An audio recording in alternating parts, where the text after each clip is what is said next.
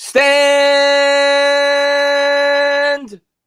up, New York Giant fans. What is going on? Baddog, how you been, my man? I'm doing good, man. How you doing? We got through another week. It's Friday, everybody. Friday. Have a beer. Friday. I have a coffee. I should be having a beer, but yeah, we're a little bit closer, hopefully, to the start of the season. Like we were talking about before we went live, there's not a whole lot to talk about right now. It's kind of the dead time. This is normally when we'd be focusing on off-season basketball and some baseball. And it's obviously a weird year in terms of sports, but we'll make do. We'll have some fun tonight. And what's going on, everybody? What's going on, John Williams, Brett, history guy in the chat, Daniel Berry, the sports influencer, Afghanistan, Bradley, sports expert. Word is in the chat, diehard Giants fan. Thank you to everybody for being here. Owen Hastings, Nikki in here. Who else we got? We got L.A. Lou, Daniel Berry, Cap, Gabriel, Jawad. Thank you. Like to shout everybody out. Sabrina, thank you for being here. John, thank you for being here. Tom Barry, Whitney, how you been? Christoph Porzingis, Andy Garcia, Robbie Cano, don't you know? All right. Bad Dog. So today I saw you do a video on it. I almost did a video on this too. I actually thought it was the interesting news of the day.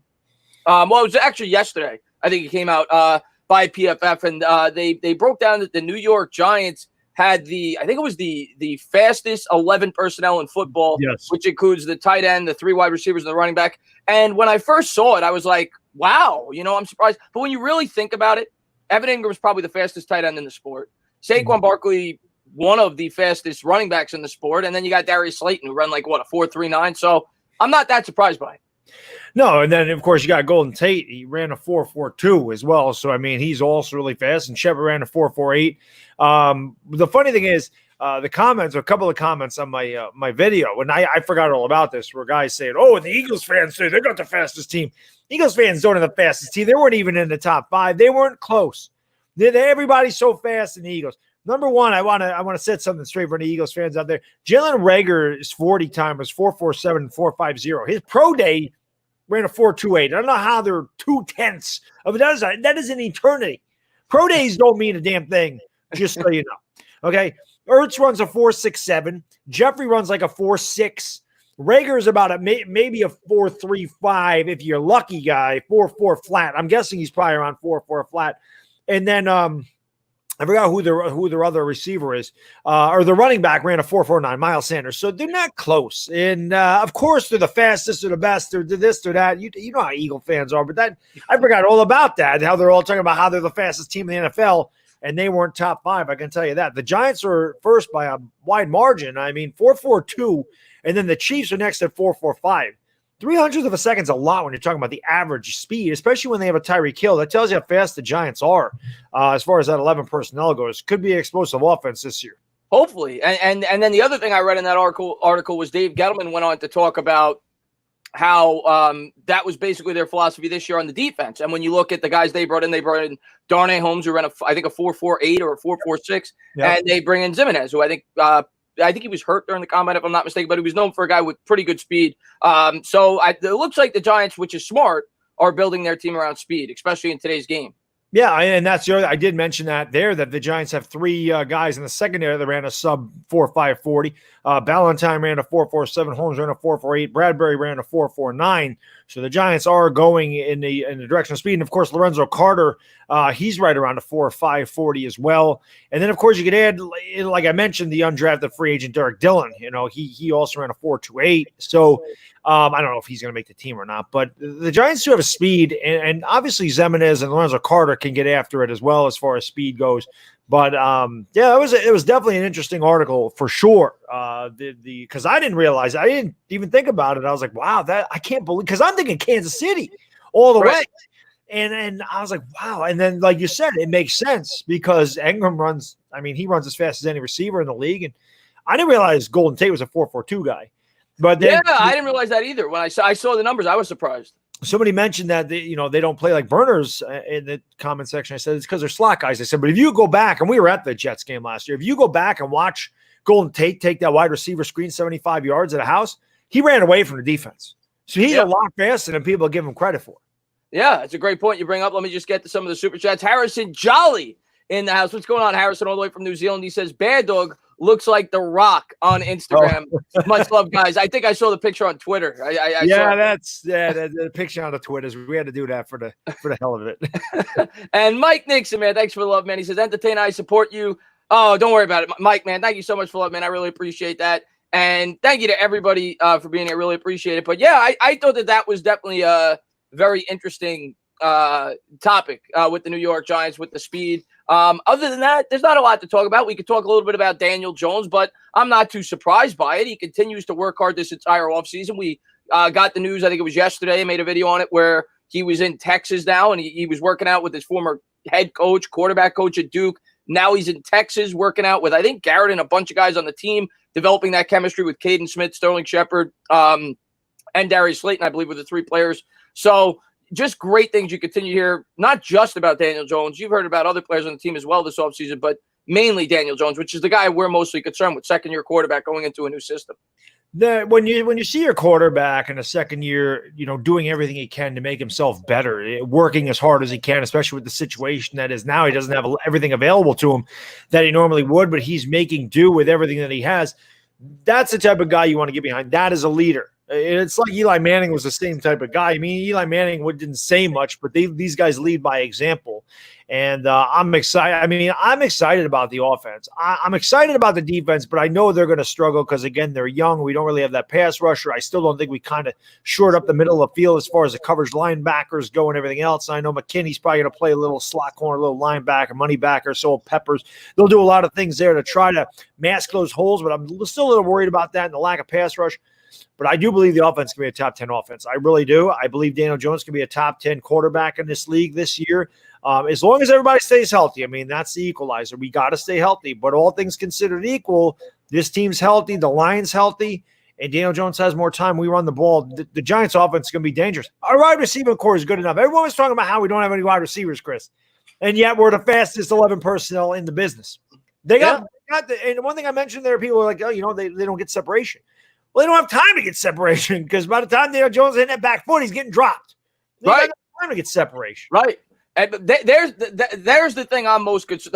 The thing I'm most concerned with on the offense in terms of the wide receivers isn't the starters. I think the starters and the weapons in general are adequate with guys like Evan Ingram, guys like Saquon Barkley, and the three wide receivers we have. But it's the depth. That's what I worry about, and that they have injury history. But if they stay healthy, there's no reason. I mean, I think I saw an article on this. I forgot who did it, but they were ranking the supporting cast for the offenses. The Giants ranked 12th in the league when you factor in everybody, Ingram, Barkley, everything else. They got enough weapons to get the job done if the offensive line does the job. And I think we all agree, most people in this chat, that the offensive line is the most important part of that offense this year. If Daniel Jones and Saquon Barkley are going to take the leaps that we hope that they're going to take. But I'm with you on that. I think the offense will not be the problem this year. As long as that offensive line improves as much as we think it will, they're at worst league average. I think that they'll be a top 10 offense if everybody stays healthy or relatively healthy. We're right there, right on the cusp, maybe 11, 12. But I think they'll at worst be league average. It's the defense that I think is what we really got to worry about. Yeah, and again, it's not for lack of talent. It's more for the inexperience factor. And again, the guys that were rookies last year are now learning a new defensive system under Patrick Graham. So it's kind of like the rookies again. And again, they don't have the mini camps. They don't have the voluntary workouts. They don't have all the stuff that they normally have available to them. So it's going to be an adjustment period, and I think that's part of it. You got the rookies coming in. You got your Darnay Holmes, Xavier McKinney. They're gonna play from day one out there. James Bradbury's learning a new system. DeAndre Baker's got to learn a new system now. So does Peppers and everybody else. So again, you're looking at your second year guys, your O'Shane Zeminis, your Dexter Lawrences. They're learning a new system. James Bradbury comes over from Carolina, learning a new system. DeAndre Baker, who struggled last year, better system, learning a new system. So is Lorenzo Carter. So is Leonard Williams. So a lot of these guys, again, a lot of them were inexperienced to begin with, and now the ones that have been there a year, it's like they're starting all over. So I think they're very talented, and I really love our secondary, and I really like what they did in free. I mean, I like the way our defense is set up, but they're going to struggle at the beginning of the year until they find their step. And then once they find their step, once they find their groove, I think they'll be good. You remember Spagnuolo in 2007 when he came in there? No, I'm not saying we're going to be 2007 Giants, but he came in there and they struggled for like 2.5 games. They were bad. They gave up 80 points the first two games to Dallas and Green Bay. They gave up 17 to Washington in the first half. And Then all of a sudden they found their way. They figured it out, and then they were a great defense from there on out. So I could see some of that happening this year. Yeah, I'm kind of with you. I want to speak further on that. I just went into these super chats real quick. Rafael Luna with the $2 donation. I appreciate it. He says, hot take, Giants and Cowboys compete for the East. Love it. I hope so, Rafael. I'm not saying it's impossible. I certainly hope so. And Zach, man, thanks so much for that, man. $5 donation. He says, do you think our defense is going to look similar to the New England scheme on defense? I do. And that's kind of what I wanted to talk about. The way that they've got him, and not just this year, but the last couple of years, the way he's been building this defense. We talked about speed, but it's also been built mainly on improving the secondary and the coverage, not necessarily at the linebacker position, but they drafted the first overall safety in this year's draft. They drafted the first or second, I don't remember, overall nickel corner in this year's draft. They traded up for the number 1 corner in last year's draft. They spent a supplemental pick on Sam Beal. So the Giants have put more of an emphasis, and their highest priced free agent this year was a cornerback. The Giants have put more emphasis on this secondary than any other team in the league over the last 2 years in the draft. So do you agree with the strategy that the Giants are doing in terms of trying to beef up that secondary to try to create a pass rush? Or would you have rather them try to spend their resources on the pass rusher? Now, the one thing I will say, in my opinion, I'm a pass rusher guy. I think that's the way to win, but I will say a lot of teams are doing it this way, including the New England Patriots. This year, in fairness to the Giants, there were no real great pass rushers available. They were all franchise tagged, and Chase Young was really the only lockdown guy in the first round. Giants couldn't have taken one at 4. You couldn't pass up McKinney at 37. So I can't really get on the Giants this year in terms of the draft and free agency for not getting one. But what do you think of the overall strategy of building through the secondary? Well, the best free agent pass rusher still out there. Javion Clowney, he's still there. There's a reason he's still there. That tells you there's no market for an edge rusher. And like you said, Chase Young was it. I mean, where else are you going to go? It was Isaiah Sims. Isaiah Sims is not an edge rusher. That was the other best defensive player in the first round. As far as, top 4 pick was him. So you're not going there for a pass rusher. That would have helped different areas of our defense, but not the pass rusher. So, yeah, it's hard to get on them, but this is the new school of thought. People always get on Dave Gettleman, oh, he's old school, he's old school. No, new school is drafting a bunch of guys in the secondary so you have a bunch of versatility to keep these guys fresh. He did. I mean, you look at it, he spent a pick on Sam Beal. He spent a pick on DeAndre Baker. He spent the pick on Corey Ballantyne. He spent the pick on Julian Love. So he loaded it last year, and then we go out and we get James Bradbury. We go out there and we get Darnay Holmes this year. We go out and we get Xavier McKinney. So he has definitely addressed the secondary. I like what he's done because, again, that is the new school football. So Dave Gettleman, why people think he's not up to date with modern football, that is the modern defense now, is having all these guys in the secondary. And, again, when you have a lack of pass rush, this is what you're going to need. You're going to need a lot of, 3 corners or 4 corners or, some 3-3-5, where you have 5 defensive backs, you have 3 linebackers, 3 defensive, 3 defensive linemen. I think you're going to see a lot of that from the Giants. And like I said, I think you're going to see a lot of money backer with McKinney and Peppers and maybe even Julian Love. I mean, who knows? That's the beauty of their secondary, Chris, is that they can do so many different things. And we're going to have, we mentioned it before, they're going to have to bring pressure from different areas of the field. You're going to have to confuse the quarterback. We're going to have to find pressure in different areas, but I think that we can do it. Yeah, I am completely with you. I think they're going to have to outsmart their opponents. Period, end of story. That's what the Giants are going to have to do this year. They're going to have to get the pass rush from the blitz and generate it from coverage. I think that's what they're going to do in an interior rush. But I don't really trust their edge rushers. And I think everybody kind of agrees on that. We have not put an emphasis on that. We've drafted 2 third-round edge rushers over the last 2 years, so that's not the strength of this defense, at least not right now. And I think before this defense gets to where we really need it to be, we're going to need a guy like that. But for this year's defense, I think the strength's the secondary and the defensive line, and I think that's how they're going to generate a pass rush, by coverage and sending blitzes off the edge for sure. And Yvonne, man, thanks so much for love, man. I really appreciate it. He says, I'm sorry I haven't been on, not feeling well. Well, I hope you feel better, Yvonne, man. Thanks so much for the love, man. He says, you guys should do a video on how DJ looks like Adam Sandler in Waterboy when he throws the winning touchdown. Something I've seen Waterboy. I don't remember what he looks like when he throws a winning touchdown. I don't remember throwing the touchdown either. Yeah. Oh, yes, I do. I think he kind of smiles at Vicky Valancourt, right? I haven't seen Waterboy in a long time. Yeah, but I think he does. I think he kind of smiles at Vicky Valancourt when he's throwing the touchdown pass. It does kind of look like him a little bit. If I'm thinking of the same thing he's thinking of. That was the movie where LT's in that one, right? Yes.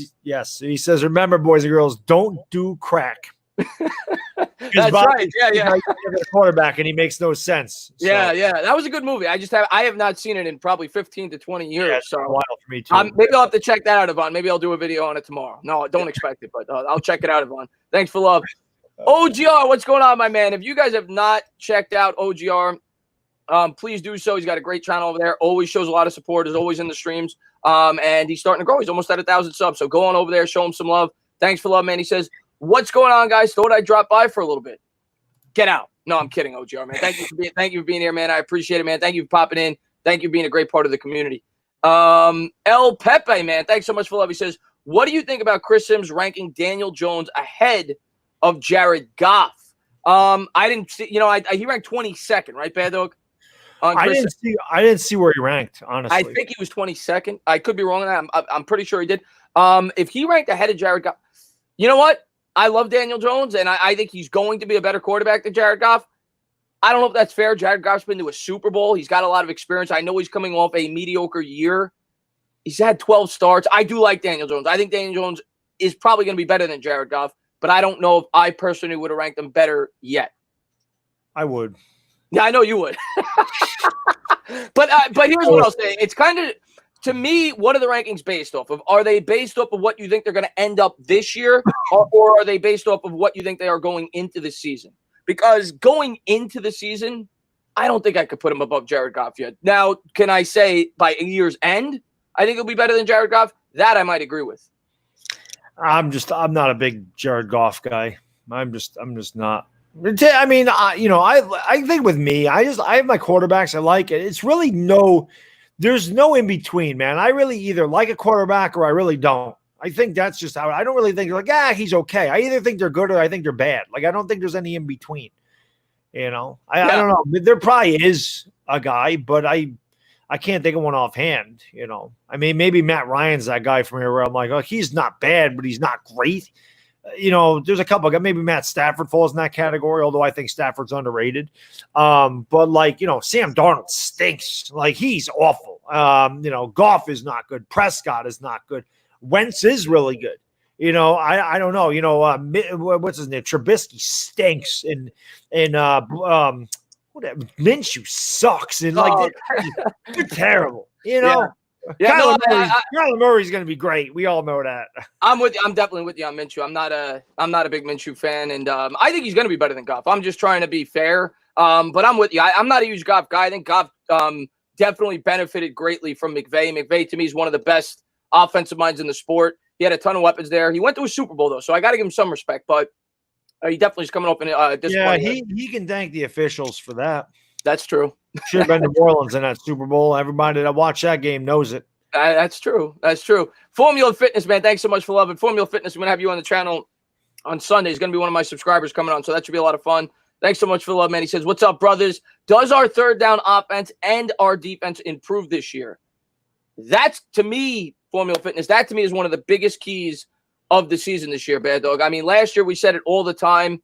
Those might be the two biggest keys of the season. Now, now you could argue what's going to help contribute to that, but we said it all the time. The Giants couldn't get off the field on 3rd and long, 3rd and 8s, 3rd and 9s. We saw it every week, and the same thing on offense. We're talking about time of possession. Well, to win time of possession, you're going to have to convert more on 3rd down. The Giants last year, I think, only averaged 5.5 or 5.7 plays per drive, which was, I think, 27th in the league. Bad. They got to have longer drives. They got to extend drives. In order to do that, you got to convert on 3rd down. I think they'll be better in both. Now, do I think they'll be great in both? That remains to be seen. I have to see proof. But I think with the new offensive philosophy, the fact that they're going to be running the ball a lot, the improved offensive line, and being that our weapons are healthy going in, and Daniel Jones has another year under his belt, I think the offense will be better at converting on 3rd down. And in terms of defense, I mean, I think they help the coverage. I think a guy like Xavier McKinney, Darnay Holmes, I think they made that a focal point. Is it going to be great?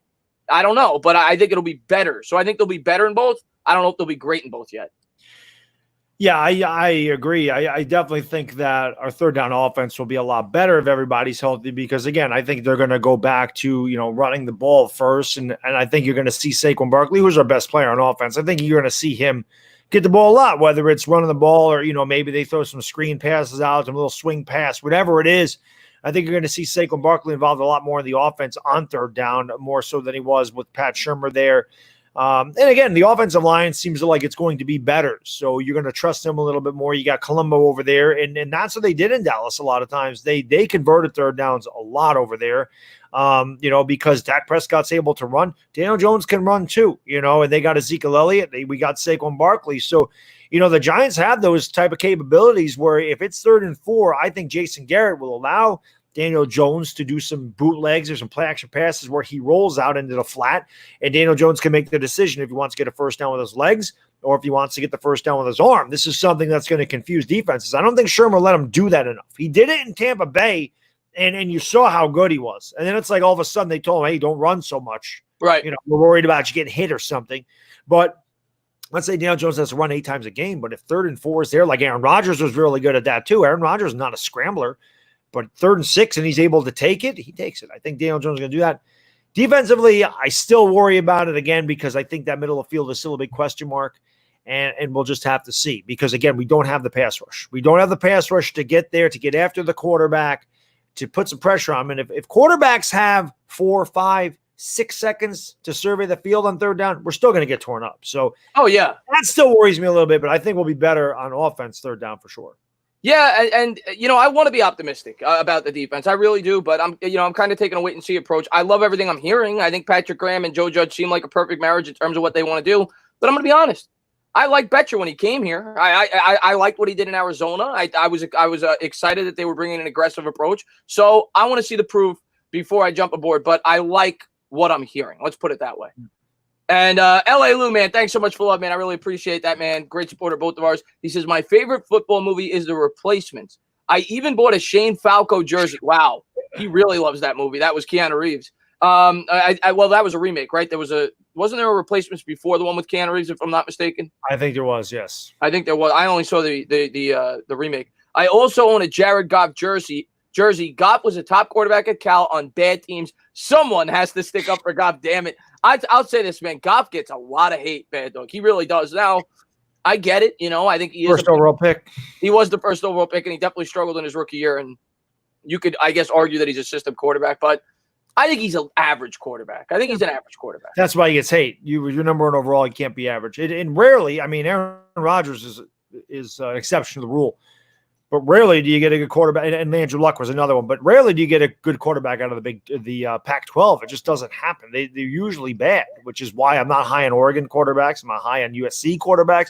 I'm not high on Cal quarterbacks for the most part. So I don't know. Maybe that's just me. Maybe that's my bias. I'm also not big on SEC quarterbacks for the most part either. I guess I'm just, like I said, I don't know. A lot of quarterbacks seem like they come. You just don't like quarterbacks. I'm like, no, I do, but they all seem like they come from smaller schools. I don't know. No, it's true, and it's a good point you bring up. And maybe a lot of those quarterbacks go to smaller schools because they want to be able to stand out. A lot of people, if they go to Alabama or something, they're going to say, "Well, you had the offensive line, everything else." Yeah, that's Ohio State, another one. They're great there, but they get into the NFL, they stink. Terrell Pryor, Cardale Jones, Dwayne Haskins. The list goes on and on and on. It's a good point. Yeah, it's a good point. PTA Sport, man, what's going on? PTA Sports, had a pleasure having you on the channel. Definitely going to have you on again. And he says, stand up. How you doing, buddy? Baddog, I didn't know you were shredded, bro. Over here posting muscle pics on the internet. I got a visitor over here. Oh, we got little Baddog in the chat. We're gonna have a third member on the channel real quick. Hold on one second, guys. And there he is. Say hi. LBD on the channel. You got Forky on? Yeah, okay. Yeah. What do you think of Daniel Jones this offseason, little Baddog? I know, right? What do you think of Daniel Jones, right? We were talking about Saquon Barkley today. Yeah. Yeah.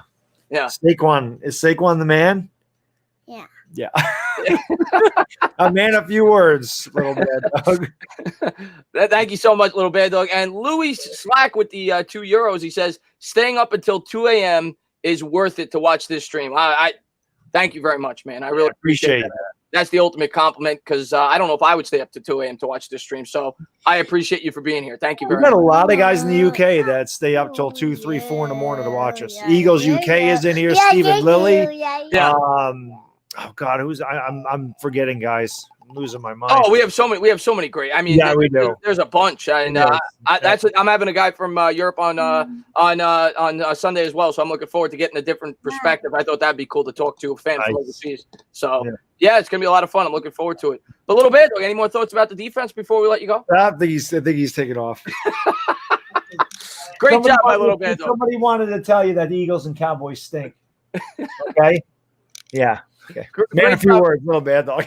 Great job, my little bad dog. I saw Delano popped in the chat, man. Thanks for popping in the stream. Richard Fu says love from UK. I tell you what, we have a ton of subscribers from the UK because they don't get the coverage of the teams like we do, I guess, over there. You know, they don't have the same coverage that we do here. Yeah. No, it's awesome. We really appreciate it because again, it's 2:30 in the morning over there, so you know, it's early in the morning, but they stay up for us. They're incredible, man. And Mark, man, thank you so much for the love, man. Mark's always talking to me on Twitter. We're always getting into discussions on Twitter, man. I appreciate the love, man. He says, "What's up, boys? Tell these Jets fans Darnold sucks, and Daniel Jones may very well be the best quarterback in the division. I think he could be the best quarterback in the division. I'm not going to go as far to say that yet, but I think he could be. I definitely think he has the ability. Darnold, I try to be fair. He stinks, Chris. He hasn't been good so far. Mark, I tell the Jets fans all the time he stinks. Chris doesn't need to. I tell him that all the time. You know what? He stinks. Mark wants to hear it. And you know what? A lot of Jets fans got on me. When I made the Jet and Giant video comparing the two teams, they ridiculed me for saying that Daniel Jones I like better than Sam Darnold. I'm going to say it. I'm not holding back anymore, guys. And I actually don't hate Sam Darnold, but you know what? I'm on the bad dog train. There you go. Sam Darnold stinks. Yes. Yes. Where's Gangrene David? Yes. And and Rob, man, thanks so much for love, man. I appreciate it. He says, little bad dog is awesome. Bad dog, you the man. Thank Rob, you so much, how Rob. can I be the man? How can I be the man when you the man? I appreciate that, Rob. And Stickball Sports with the $5 donation. He's got a channel over there as well. He's trying to get off the ground. Go check him out. He says, hey, fellas, supporting as always. Aren't we glad Jamal Adams ain't our problem? Well, yeah, Jamal Adams, he's been trying to force his way out of the Jets. He wants a contract. It's nice, at least right now that we may have these problems in a couple of years, but we pretty much have all players that we drafted on the team right now. We're a young team. But it's nice not to have those problems right now, Bad Dog. It is. It's nice to not hear about contract disputes. I guess Leonard Williams would be the only guy we have to worry about with that, and who really cares, depending on how good. I think Leonard Williams is actually going to have a big year. I do, too. I really do. And then maybe we keep him there, but we'll find out. But I'm not going to lie. I would take Jamal Adams on his team. He's probably That's the guy that doesn't stink. Jamal Adams. The best safety in the sport. I would love Just don't go to Dallas. Don't send him to Dallas. Yeah. Don't send him there. There's been rumors with Dallas for a while. I know. And thank you so much, random guy, for the $5 donation. I appreciate it. I saw what is it, Meta? I always forget how to Meta, but he does like to be called Meat. He says you can call him Meat. Yep. I saw Meat ask which Giant is going to be the official shit fondue this year. I'm a little curious myself. What do you fellas think? Hopefully nobody. But if we're talking cornerback, that's going to be shit fondue. I mean, because that's what that was Janoris Jenkins last year. I mean, man, I don't want to say DeAndre Baker. I want to have faith in him. If there's going to be one, I would say DeAndre Baker because I do feel very confident about Bradbury. So if it's going to be one of the two, I would say. I wouldn't say. I was going to go with somebody else. I was going to go with Sam Beal. I think Sam Beal is I mean he just can't stay healthy. Do you think he's even going to get to play much though? I don't know. Probably not. Yeah. But, I don't know. Yeah. Hopefully nobody. But we'll find out. I tell you what, we're going to have one game where we find out because. It's not like I had shit fondue planned for anybody. It just came out that day because who knows what the hell comes out. That's why I got to tune into the Giants games that Chris and I do because you don't know what the hell is going to come out of our mouths during that day. Oh, man, that's going to be – I cannot wait. I cannot wait for games to call. And people still watch that reaction video. Like, people are still watching that Tampa Bay Giants reaction. They're like, I forgot all about this. Like, this made my day to watch this again. You guys are crazy. I'm like, yeah, it was a roller coaster of emotions. You're trying to win a first game. Yeah, Daniel Jones leads us down. We score like a minute to go, and nobody thought they were missing that kick. No, of course not. It was. I think it was less than an extra point in terms of 3-3, whatever it was. Yeah. Oh man, the Juice man, he's got a channel over there too, man. I see you've been doing a lot of big things over there. You've been getting some pretty big YouTubers on your channel. I checked out a couple of the podcasts, Juice man. So Good job there building up the channel, Juice man. is the man. Thanks for love, man. He says, who do y'all believe in? Why do y'all believe in Joe Judge? Because I don't. You know what?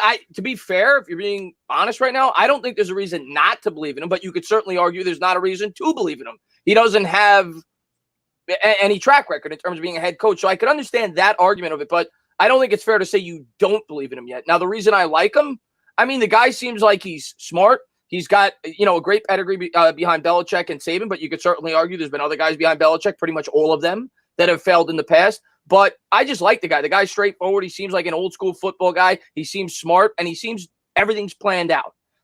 So I'm a big Joe Judge guy. But and I you know what? As a Giants fan, it's nice to have a change. We've never had this before, at least since I've been watching the team. Mm-hmm. A guy that's completely out of left field. He's not even a coordinator. It's a fresh look for the New York Giants. And I thought it was a change of pace, and I'm excited about it. I'm excited to see what he brings to the Giants. I like his football philosophy. Again, Juice, this is the thing. I mean, we talk. You can talk all you want. You can say all the right things. You can give a bunch of lip service and sound awesome, but unless it translates to the field, it means nothing. The reason you believe in him is because he's very businesslike. He seems no nonsense. He says, "I don't care where you are in the depth chart. You're fighting for your position. Everybody's going to perform." He seems like he's the type of coach that's going to get the most out of his players, which is what successful head coaches do. So I think that's the reason we believe in him so highly, is because he brings that philosophy. He's talked about how they're going to have different game plans for each week, each opponent, which is what you need. You don't go in every week with the same game plan, because different opponents bring different problems, and they bring different systems, and they bring different players and different, schematics and everything else. So you need to match up with their weaknesses. And I think Joe Judge and that coaching staff can do that. Yeah, I also love that the coaching staff he assembled. I really do. And there was a clear theme, familiarity. You could tell he planned everything out this offseason. I like that. He seems like a guy that has a plan. Right. And you couldn't necessarily say that with Pat Shurmur. Oh, God, he had a plan. His plan was to suck every week. Did that pretty good. Yeah. And John, man, thanks for that, man. He says, I trust our offseason moves for the first time in ages. John, I'm with you. I mean, if you watch my channel, John, they pretty much did everything I asked them to do this entire offseason, whether it was free agency, whether it was the draft. I said from the start of free agency, I do not want you guys going out there spending 5-year deals. I want to keep that cap space flexible for the next 2, 3, 4 years to be able to retain some of our players and bring on the big-time talent when this team's ready to compete. I still think they're in rebuild mode. So I think in terms of their philosophy, they did a good job in free agency. They didn't strap themselves down for future cap space. I don't think they were ready to take that big leap this year. So I love what they did. And then in the draft, I'm Mr. Hogmall. I've been crying to draft a tackle for months, even during the regular season. So I love what they did. I'm completely with you. This is probably my favorite offseason definitely since I've been on YouTube for the New York Giants. And in a while between free agency and the draft, I thought they did a great job. I thought they had a clear plan, and they definitely executed on it. Yeah, one thing I noticed they didn't do this year, which it seems like they've done in years past, is reach on free agents, reach on draft picks. They didn't do that. They brought guys in with lower years and not high contracts. They didn't bring in your big splash free agents, which we've mentioned before. You bring those guys in here when you're ready to win a Super Bowl. You don't bring them in when you've won 12 games in the last 3 years. You have to build a foundation first. Then you fill your holes with these big pieces. But you build your foundation with your young guys. Then you go out and you get your Joey or Nick Bosa or your Melvin Ingram. Then you make that move. But to bring in a Jadeveon Clowney right now and to tie up cap space in that guy wouldn't have made any sense. So I liked what they did. They didn't give Bradbury 5 years. Byron Jones got 5 years. The Giants didn't overextend there. They didn't overextend with Blake Martinez. They brought in some guys that are stopgap guys, and then they drafted guys that take these guys' places. I like what they did too. It was smart. Yeah. Smart thing this year. Yeah, and I saw a couple. I think Sports Expert is a great subscriber, both of us. I was just scanning the chat. He said that they overpaid a little bit for Martinez and Bradbury, and they did, I guess, on a per-year basis. But like you said, I don't really look at the per year. I look at more the years, because that's right. What you're committed to. We could get out of both those deals after 2 years if they don't work out. We didn't commit to a 4-year, a 5-year deal. We gave ourselves the flexibility, and that was what I was most concerned with this offseason, because I didn't think that there was going to be a player worth signing to a 5-year deal, and the Giants didn't do it, and I was happy that they didn't. I think Bradbury got market value. I mean, he got less than Byron Jones. He got 5 years, 70 million or 72 million, whatever he got. He got more than Bradbury, and so did Darius Slay. The Eagles gave him 3 years. They gave him 50 million. So they gave him 5 million more than Bradbury. So I don't think the Giants paid Bradbury too much. Bradbury was, third best corner, and he got paid like the third best corner. So I don't think they overpaid him. And Blake Martinez got 10 million a year. That's really nothing for, a middle linebacker that averages over 100 tackles a year. I'm not a big Blake Martinez guy, but I certainly don't think they overpaid him. Yeah. That's less than what Ogletree was getting. And Ogletree signed that deal 2 or 3 years earlier when the market was lower. So I agree with you. Maybe $9 million for Martinez, but I thought it was close to market value. I know some people don't like him, but I think it was close to market value. Big Blue Jabroni, man. Thanks for the love, man. He's got a channel over there as well, man. He's got a new Giants channel. He says Giants are going 8 great this year and get. I think he means 8-8. I'm assuming he means by 8 great and getting the wild card. It's possible, and I definitely want to go into the season with some optimism and tell you guys it's possible. We definitely could win 8 or 9 if things break right and we stay healthy. And if you're a fan, go for it, man. Go into the year thinking that we could do it because it's possible. It's football at the end of the day. And, to me, it's going to rely on Daniel Jones. Can Daniel Jones take that gigantic leap in his second year? Because if he does it, we could win 8 games. So if you want to be optimistic, by all means, man, I just don't get upset if they don't hit that number because we still recognize we have a young team with a new coaching staff.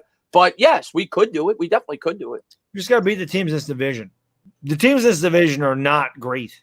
I know Dallas fans think that they are. I know Eagles fans think that, their team is great. I don't think Washington Redskins fans think their team is great yet. I think they feel the same way about their team we do ours. They're rebuilding.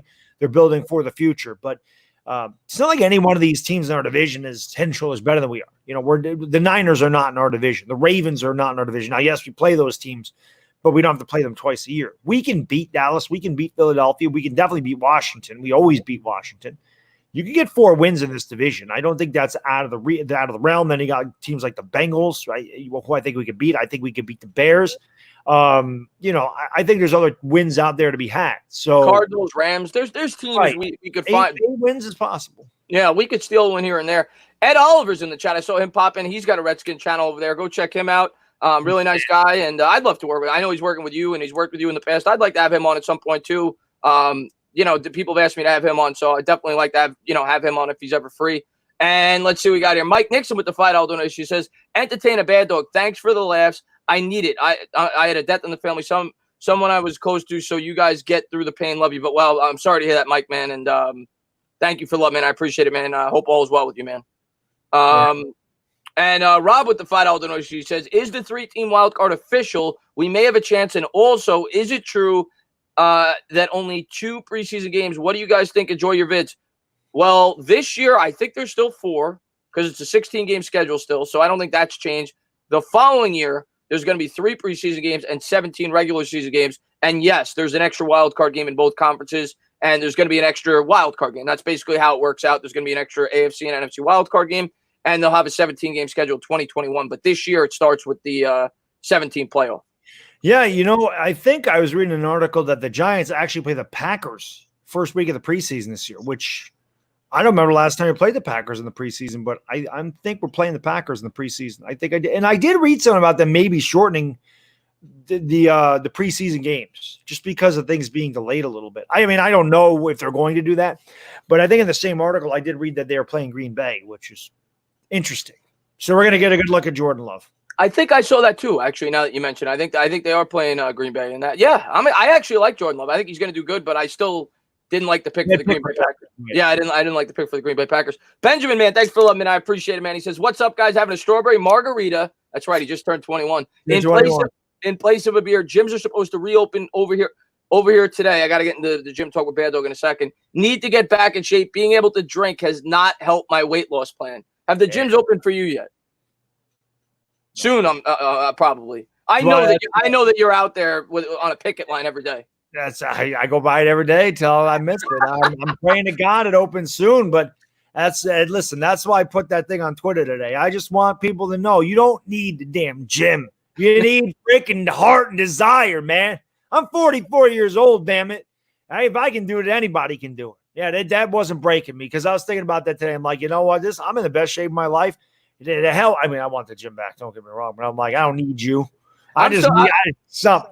I'm still waiting for the barbershops. My hair's, Look at this. Yeah, rub that in, Chris. My hair's. But Sure. I'm still waiting for the barbershops. I haven't been able to cut my hair in like. They are open up here. The barbershops are, but it's like one person at a time, and it's by schedule and everything. So they have we're in phase 2 up here. Phase 3 is supposed to open next week. I don't know if that includes gyms or not. So I don't know. I'm hoping beyond all hope that the gym opens up again, because I'm going to go in there. I'm still going to be in shape. A lot of other people ain't. So I'm looking forward to that. And I'm tan as hell, which never happens. So yeah, I'm starting to get tan too. I got a bad sunburn the other day from walking outside. Yeah. But it's nice to get some color. Bang, man. DW the other day, he says to me, he goes, "Hey, tan man." He's like, "Jesus, you're darker than me."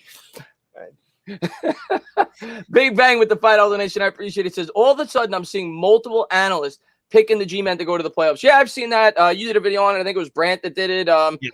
And I forget the guy's name, Burleson. I think they're on the same show together. He did it a couple of weeks ago. So, yeah, you're always going to have some people that want to have that hot take, and I think right now that's a hot take. Some people are saying they could win the division. Listen, it's football.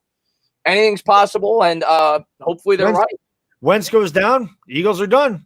Yeah, that's true. You can't one or two injuries, man. That's all it takes. Yeah, that's all it takes. With Wentz not there, they're done. There's no Foles to bail them out of the fire. It's over for them. Yeah. Dallas is a little different. I mean, Andy Dalton he could probably step in there and play. I still don't think Dalton is as good as Dak Prescott. I'm not a Prescott fan, but I've always thought Dalton stunk. And but he played in Cincinnati. You give him a chance in Dallas behind that line with CeeDee Lamb, Amari Cooper, Michael Gallup, and Ezekiel Elliott. I think he could have a resurgence there. I don't think Dallas is in a hurry to sign Dak Prescott. I really don't. I think they feel they can win with Andy Dalton, because I don't think Andy Dalton would be that bad in Dallas. I want to talk about that, the Dak Prescott thing, in 1 second. PTA, man, thanks so much for love, man. He says, got a haircut today. Feels good. I'm sure it does. I can't wait to get a haircut. I want to talk about the Dak Prescott thing. Obviously, we hope he doesn't sign this year, because the market will hopefully only go up. We don't know what's going to happen with the salary cap with everything that's going on right now. But what do you think if Daniel Jones does what we're hoping he does in 2 years, 3 years, when we have to – first off, I think the Giants, if Daniel Jones is the goods, which I think we both think he very well could be, I think the Giants cannot do what Dallas did, because Dallas waited and waited and waited. They could have signed him last year. Yep. Probably for the same price that Carson Wentz got. They didn't do it. And now it's going to cost them more. I wouldn't extend him after this year, but I'd probably extend him at the start of his 4th season. That would be my goal with Daniel Jones. But what do you think the price is going to be if he's a franchise quarterback? What do you think the price is going to be? He's going to be between 35 and 40 million a year. Yeah, that's crazy, man. That is crazy. The cap goes up too, so it's all relative. But I think after his 3rd season, if the Giants, say we're 10-6 or 11-5 in 2021, and we make the divisional round, and he's a Pro Bowl quarterback, I think the Giants are going to say, "Yep, this is the guy that's going to lead us to the Super Bowl," and they're going to give him his 5 years, $165 million or whatever it is, $175 million. So it's not going to surprise you one bit. That's what quarterbacks get paid. So unless the Giants, because if you're 11-5, Daniel Jones is leading you in that direction. You're not going to be able to draft a quarterback. So what are you going to do? Are you going to pay for a lesser tier free agent quarterback? No, you're going to keep Daniel Jones there. That's the thing. I hope he's worth that. I am hoping that's exactly. You want to feel. I want to be a champion, Super Bowl champion after his 3rd year, and then give him $40 million a year. I don't care. Yeah. No, we want to be like, you got to pay him. That's what we want. That's the goal. But it still hurts when you got to eat up $40 million with one player. Rob, man, thanks so much for love, man. I appreciate it. He says Eagles still hurt for taking Jalen. Oh God, we could. Yeah, Mark, I'm on the island. We could talk about that pick for months. I mean, our reaction to that's another great reaction. If somebody beautiful.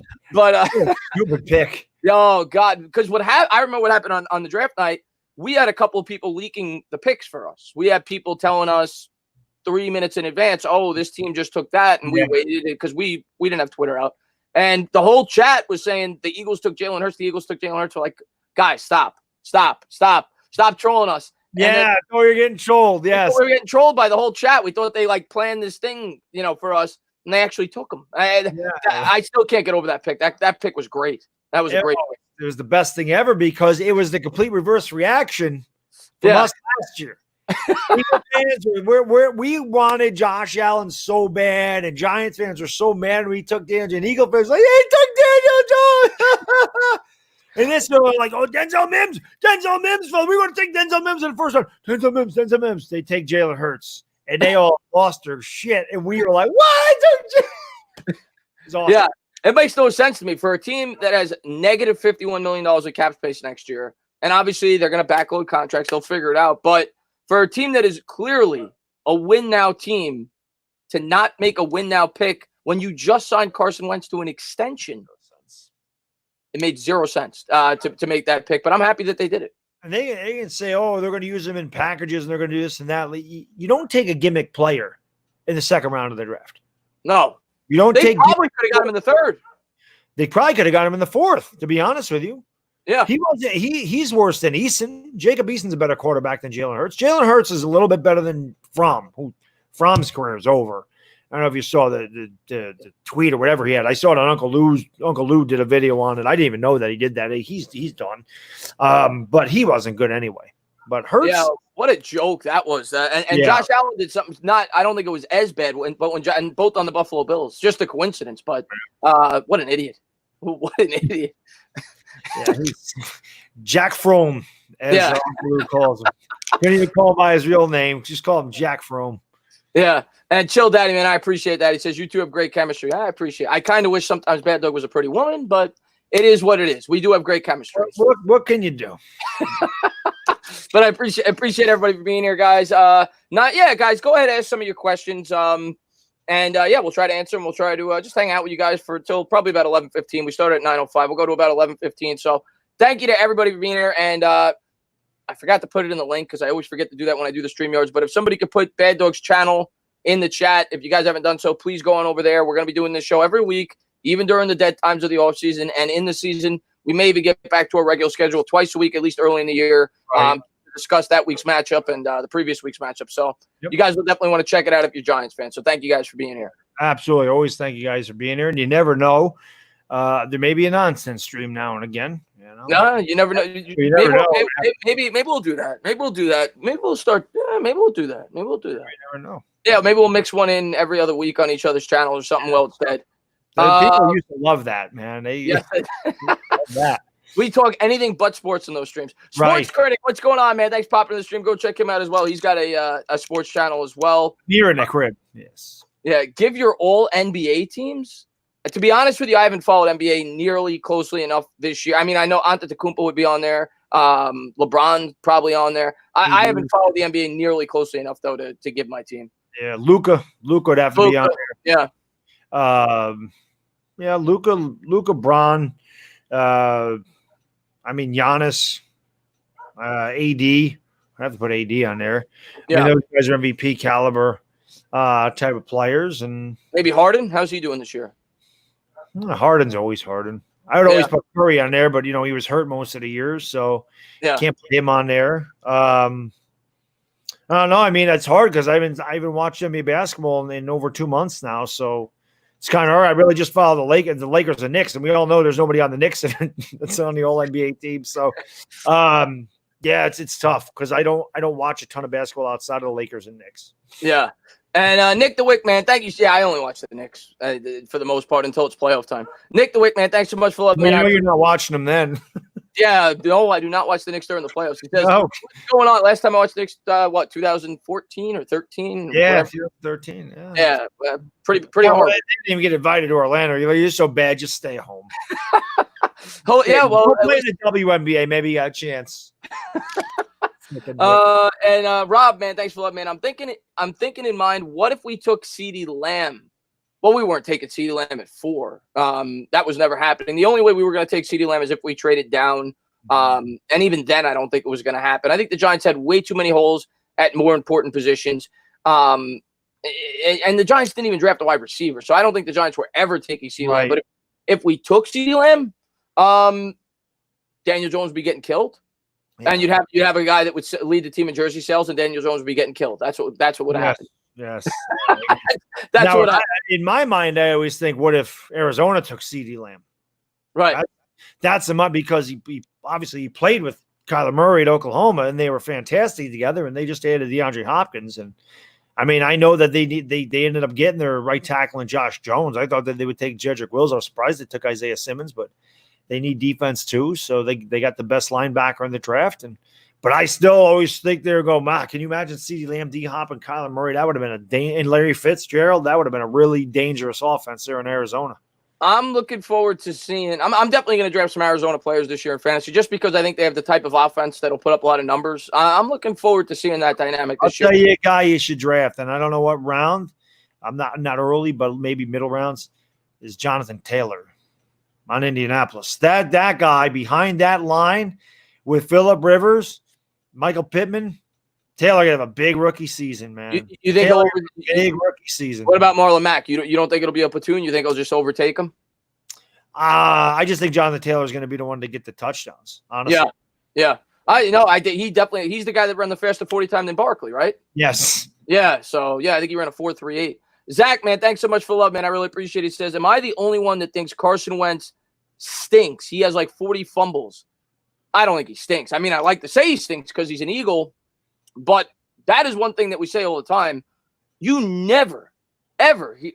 Well, you know what? To be fair, I don't follow the Eagles nearly as closely as I follow the Giants, obviously. But I never remember hearing people harping on Carson Wentz's fumbling woes his rookie and sophomore year. The guy's he's averaging over 10 fumbles a year. 47 fumbles in his career.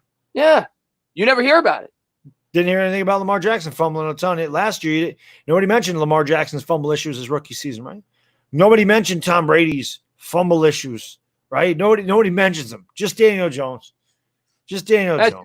There's two reasons for that. One, he plays in New York. Okay. There's three reasons. One, he plays in New York, which I think is probably the biggest reason. Yeah. Two, he got a lot of hate on draft night, and some people don't want to admit they're wrong. Yeah. I think that definitely has a lot to do with it.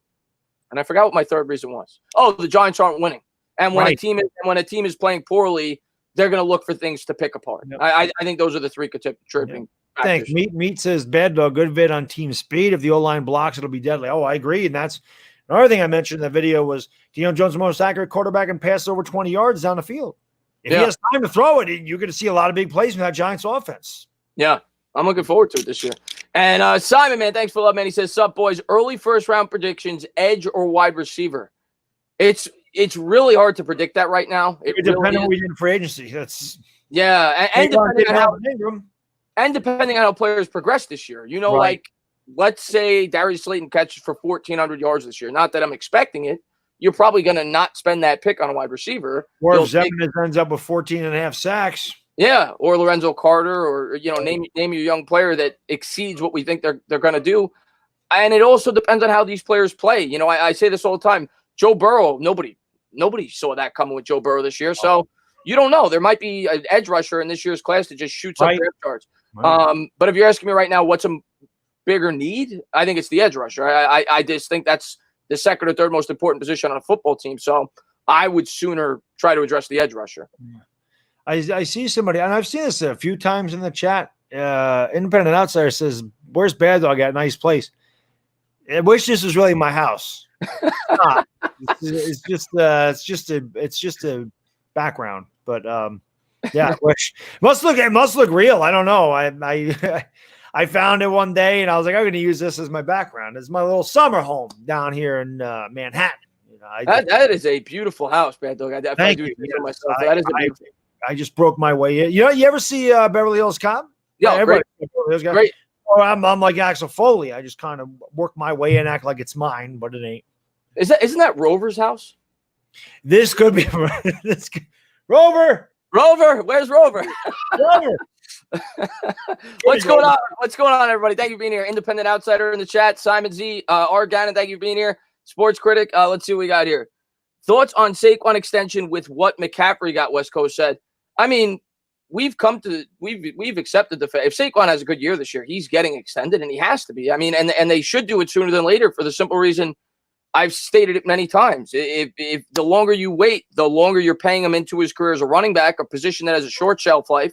So I'd rather get that big contract over with by the age of 28 as opposed to 30, and the market's lower. So I think they're going to do the same thing that all these teams have done with the top tier running backs. I think they'll extend him after this year if he proves to be healthy and has a good year.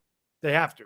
I Yeah. mean, you sign him now, you're going to pay him less. You Yeah. wait, you're going to pay him more, and he's going to be older at the back end of the contract. So to pay him for his prime years, and then if he's still really good at 28, maybe you sign him to a 3-year deal or something at that point at the end of his career. But not everybody's Adrian Peterson. You're not going to run the ball for 1,000 yards in your middle third. Now Barkley could. I mean, those are two of the most phenomenally shaped human beings on the face of the planet. So Barkley definitely could. And I mean, he has to stay healthy, but Peterson's had multiple ACL tears, and the guy still. Peterson's a freak. He is. He's a freak. Amazing. Danny, man, thanks so much for love, man. I appreciate it. He says, the hate on Daniel Jones is real. Giants need to shut the haters up. I hope Benjamin Victor impresses like Slayton last year. Yeah, I mean, I really don't care which receiver it is, but I hope one of those undrafted guys comes out of nowhere and produces, gives us 600-700 yards. That'd be nice. We definitely could use another threat on the outside. And as far as Daniel Jones goes, yeah, I mean, the hate's going to be there until he starts winning games, because that's the way. That's just New York in general. And the hate will be there anyway. From some, Eli got hated on most of his career. 2 Super Bowl MVPs, one of the best quarterbacks in the league in his prime. And the guy didn't have a losing season, after he was named the starter. He didn't have a losing season from 2005 to 2012. Yeah. There was 7 years where he didn't have a losing season. And we're in the playoffs pretty much every year except for 09 and 10 and then 2012, but they still had winning records. Yeah, they were always 500 better. Yeah, they were always 500 better. They still hate on him. So Daniel Jones could win 2 Super Bowl MVPs, and they're still like, yeah, well, it's the defense. Yeah, well, it's Saquon Barkley. Yeah, well, he's a system quarterback. They're going to find whatever the hell it is to discredit him. You know that. Oh, that's New York. That's the way it works. Right? It's New York, and it's maybe they just hate quarterbacks that are trained under Cutcliffe that end up in New York. I don't know. Yeah, that's true. And independent outsider, man, thanks for love, man. I appreciate it. Daniel Jones has earned the spot to prove himself. Yeah, I mean, he definitely did enough last year where he's the guy until proven otherwise. If he goes out there and fumbles 18 times again, well, then we're going to start to question it. But he's earned the opportunity for, I think, all fans to say, we got to see what we got, because this kid showed enough last year where we see the potential. And if he could get better, and it's common for quarterbacks to improve the things that they were not good at in their rookie year. You pointed to Lamar Jackson. There's been several quarterbacks that have addressed the fumbling issue and gotten a lot better from year 1 to year 2. And if he does that, yeah, I mean, I think we got to give him the chance to correct what he did. And he will. He's our guy. I mean, we took him 6th overall. He's our guy. Listen, I would much rather him have that issue. That is fixable. A quarterback that's inaccurate, a quarterback that has a hard time reading defenses, those are much tougher things to fix. He doesn't have that issue. Again, his arm is weak. Guys, he's the most accurate quarterback in the entire NFL in throws over 20 yards in the air. The most, more accurate than Mahomes, more accurate than Rodgers, more accurate than Russell Wilson, more accurate than Tom Brady, you name it, more accurate than Drew Brees, the most accurate. He's also top 5 in the league against the blitz and in tight window throws. Go ahead. He also ranked 7th in terms of the least frequency of checking down last year. He only checked down on 4.3% of his throws last year. There you go. So that tells you all you need to know. The guy can sling it, and he's incredibly accurate. And we saw it with the first touchdown pass that he threw against the Jets. You couldn't throw a better pass. He put that. Chris Carter said that was a horrible pass, remember? I know, but then Chris Carter recanted. He watched my video, and he said, well, yeah, Baddog's right. Samuel, man, thanks for love, man. I appreciate it. $2 donation. Honestly, I'm excited about Riley Dixon this year. Samuel, Riley Dixon's great. Probably should have made the Pro Bowl. He was fantastic this year. I never want to see a punter on the field. I never get excited when I see the punter, but I'm with you. Riley Dixon's a good player and hopefully make the Pro Bowl this year, and hopefully, is definitely a strong point of that special teams. But that's the last player I ever want to see on a football field. I remember me and my buddy Frank, but I mean, we're talking middle 90s when Dave Brown's a quarterback. Brad Maynard would come out and be like, here's our best player. That's what it was last year. Riley Dixon. Yeah, that's what I'm saying. That's what it reminded me of. Brad Maynard, best players out there, Frank, Brad Maynard. Thanks for love, man. I appreciate it. L.A. Lou with the $2 donation. He says, I make a case as center being your priority. It's definitely one of our 4 or 5 biggest priorities, and it's definitely one of the weakest links on the team this year. We don't, until proven otherwise, and if Lemieux steps up. Guy, right. Yeah, we don't have a proven center right now, so Or it could be Creed from Oklahoma. I'll take a shot at Creed any day. could be. I mean, and who knows? Maybe they move Hernandez next year. Who knows? But That's the problem. You can mock draft and have all the fun with it, but it's so far away. Yeah, you really can't. Yeah, we don't know, but they definitely have at least one more hole on that offensive line. I think we could agree with that for sure. Absolutely. Jeremy, man, thanks for letting me. I appreciate it. He says, I think we got our Brian Dawkins baby. It's lit. I sure hope so. Brian Dawkins is one of the greatest safeties who ever played the game, and I hate saying that. Yeah, I hated him, but the guy was damn good. Gotta give credit where it's due. Yeah, he was phenomenal. He was damn good. I'm excited about the safeties. Safeties, I think most Giant fans this year are really excited about the safeties. Let's talk about that real quick. The pairing of Peppers and McKinney. What do you think of that pairing? Do you think that'll be one of the better units in the league? Do you believe in them in their they're still both young, obviously McKinney being a rookie. What do you think of that unit? Definitely the most versatile safety duo in the league. And I think you're going to see them in a lot of different packages. And I think you're going to see them do a lot of different things. I think that these guys, you could see, conceivably see one of these guys getting 4 sacks and 4 interceptions this year. Yep. I don't think that's out of the realm of possibility. They both could end up with 4 sacks. I think you're going to see these guys. I think you're going to see safety blitzes. I think you're going to see McKinney, like I said, playing in the middle of the field, playing money backer. I think you're going to see Peppers playing money backer. Peppers to me is like Landon Collins, except for he's a better. I'm a better cover safety than Landon Collins. Let's get real about it. But I think Peppers is better when he gets close to the line, like Landon Collins. I think Peppers is that guy that can shoot the gaps. And he's really smart at the line of scrimmage, and he's really good at the point of attack. So I think that Peppers is a guy that you could use on run blitzes. I'm thinking something like that. I think that's where you would use him, but I also think you could use him on 3rd and 12, maybe bring a safety blitz, and again try to get pressure in these A and B gaps. So again, you try to confuse the defense. You might line him up as a money backer and have him blitz off the edge. You could line him up as a safety, have him blitz from the safety spot. A lot of things you can do. So I'm excited. Chris, I've talked about this all the time. I'm a big secondary guy. I love the secondary. I played secondary in high school, and I'm always excited. Interceptions, my favorite. That's my favorite play in football. Yeah, I always love picking the ball up. When I play Tecmo Super Bowl or any game, I haven't played Madden in like 8 years. I always controlled the corner or the safety. Really? Always went for interceptions. Absolutely. Yeah, I was the opposite because whenever I'd control the corner, I don't know about Tekken. I played it, but I don't remember what I used to control when I was a kid. But whenever I play Madden, I'd let the computer control the secondary. I want no part of that. I was always I always control the secondary. I love controlling them. Yep. Interesting. Manuel, man, thanks so much for love, man. I appreciate it. He says, I want to see 2 guys with 10 sacks each and the rest of the guys with 3 to 5 each. It'll help mask our scheme and raise each guy's buy in the system. I would love to see 2 guys have 10 sacks. I don't think it's going to happen, but I think, Manuel, you're going to see a lot of guys with between 5 and 7. I kind of like the Patriots last year. I forgot who said it. Somebody donated earlier. I can't remember who it was, but somebody said, do you think they'll be like the Patriots? Yeah, I think that'll be what you see. I think you're going to see a bunch of guys blitzing from different areas, different formations. That's how they're going to try to get after you. So I don't know if we'll have any guys with 10 sacks, but we still may be around league average or maybe hopefully slightly above it in terms of sacks because they're going to come from all angles. Like Baddog said, I wouldn't be shocked if both safeties have 3, 4, 5 sacks each. Right. Yeah. Well, I think you're going to see that again. Yeah, I think you're going to see pressure from all over the field. That's how we're going to have to get there because we don't have a 1A pass rusher. We don't have a guy that you line up, he's going to get 16 sacks.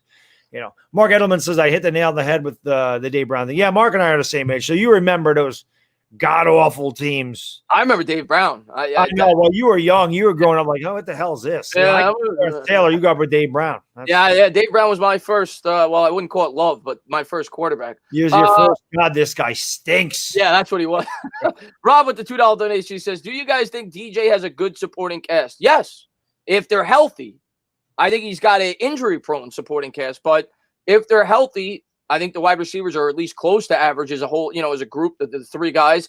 I think Ingram is definitely an above-average tight end, one of the top 5 or 6 in terms of being a weapon. And Caden Smith is nothing to sneeze at. He had good chemistry with Jones last year. And, Saquon Barkley, best running back in the league as far as I'm concerned. So, some people, well, if you want to go by production, McCaffrey is, but the most talented running back in the league. So, I definitely think he's got at least an average supporting cast. I think it's above average.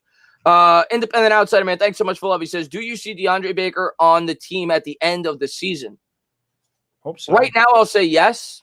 Because I mean, right now it seems as if he's innocent. Obviously, if he's guilty, no. But if he's ruled innocent and he gets his head on straight, I think he's going to get an opportunity. Let's put it that way. As long as he's ruled innocent, and if he doesn't revert back to his old ways, yes. If he reverts back to his old ways, maybe not. Joe Judge ain't going to put up with that. Yeah. No, yeah. If he plays like he did last year and he's sleeping in meetings and says he doesn't know the playbook in week 11, he might not be. If nothing else, he'll be riding the pine. That's for sure. But I'm hopeful, man. Like I said, sometimes these type of experiences, these harrowing experiences make you realize your opportunity, and they straighten some guys out. So I can only hope that's what happens with DeAndre Baker. Some guys they get that money and it's like, I made it, and they don't try. That happens too. So hopefully he's the first that I brought up. Hopefully it's the first situation. And he's very talented. He was very talented at Georgia, and he played a lot better in man-to-man press coverage. We saw that he played a lot better the last month of the season when they stopped playing that damn cover 2, which he couldn't figure out. So don't play that. Right. He don't know what he's doing there. Right. I just said, don't tell me what these guys can't do. Tell me what they can do. So I think you're going to see Baker playing a lot more press and man coverage. Yep. And if they want to go to cover 2, maybe that's when they move Darnay Holmes over there. Or so. I mean, I don't know. Maybe Julian Love plays corner in that situation. But DeAndre Baker's too talented to give up on. Yeah, I mean, that's why I've been high on Baker, obviously, before what happened. I've said I think he's going to take a big step forward. 1, because he's in his second year, but 2, I think he fits the scheme. I think you're going to see that with or without Baker being on the team. I think that they plan on doing that anyway. Patrick Graham blitzes 41% of the time on third down. They ask their core, they're not going to be playing zone if they're sending 6, 7 guys. So I think that they're going to put Baker in most occasions in a situation where he's familiar and that being his strength. So I think Baker will be better this year. The question is, will the work ethic be there? And hopefully he got scared straight. And if he did, yeah, I think Baker's definitely a part of the future of this team. Benjamin, man, thanks for the love, man. I appreciate it, man. He says, Wayne Gretzky got his jersey retired league-wide in the NHL. They should do the same with Kobe in the NBA. Both are proven winners. I did not know that. Did that just happen, or has Gretzky been retired, Baddog? Do you know? I don't know. Maybe that just happened, but it makes sense. Yeah, he's the greatest player ever. You can do this. I say this about Gretzky all the time, and not that I'm the biggest hockey guy and I don't follow hockey. I followed it in the early 90s, the middle 90s, pretty religiously. I mean, obviously, I knew who Gretzky was. I knew Messier. I knew those great Edmonton Oilers teams. They had Yari Curry. They had Mark Messier. They had some of the greatest hockey players ever. When you discuss the best player in the NFL history, quarterback, you can argue. Running back, you can argue. Baseball player, you can argue. Basketball player, you can argue. Can you argue? Can you argue basketball? Yeah, of course. Well, I mean, people do. They should. But they do. I mean, you're gonna argue LeBron could have played. LeBron's more versatile than Jordan. Yeah. You're gonna get that. Kobe, you're gonna get that argument. You can make a case for them. I'm not gonna buy it, but you can put them in that category. Kobe won 5 championships. You can say this, that. Nobody's close to Gretzky. There is no argument in hockey. None. There's no debate. You can't even bring up a debate. You can't bring up, Jaromir Jagr, Mario Lemieux. Not close. Yeah. Not close. Yeah, no. I don't even watch hockey that much, and even I know that. I know his points were 200 points one year. Yeah, ridiculous. Yeah, he was basically the Babe Ruth of hockey. Yes. In terms of his statistical accomplishments. Now, I mean, Benjamin, I wouldn't be shocked if they do that. Obviously, the Kobe's death was an atrocious thing, a horrible thing. One of the greatest players of all time. If I'll say this, if it wasn't for the death, I don't think it would have happened, because I think that's the type of thing you do for the greatest ever. That's what Gretzky was. That's something you would do with Jordan. If they haven't done it with Jordan, they wouldn't do it with Kobe. But it might happen because of the death. Obviously, I wouldn't cry about it. 2 problems with this. I don't like them retiring numbers because league-wide. Jackie Robinson, different story. But like, players like to wear those numbers because those are their heroes. They want to emulate those guys. So I always hate that they kind of take numbers away from guys. The thing with Kobe is this. What number are you retiring? He wore 24 and number 8. I mean, which one are you choosing, and why do you choose it? Right. That's the biggest issue with Kobe, is he made 2 numbers famous. Yeah, I agree with what Ryan said. They didn't retire 23. How are they going to retire 8? That's my opinion. If to me, to have your number retired in every stadium, every team, it's either got to be something like Jackie Robinson, which obviously represented the breaking of the color barrier, something historic and monumental for the game. or it's got to be the greatest who ever played. If you're talking about nobody could wear that jersey throughout every team in the league, I think Michael Jordan. That's who it would have to be, in my opinion.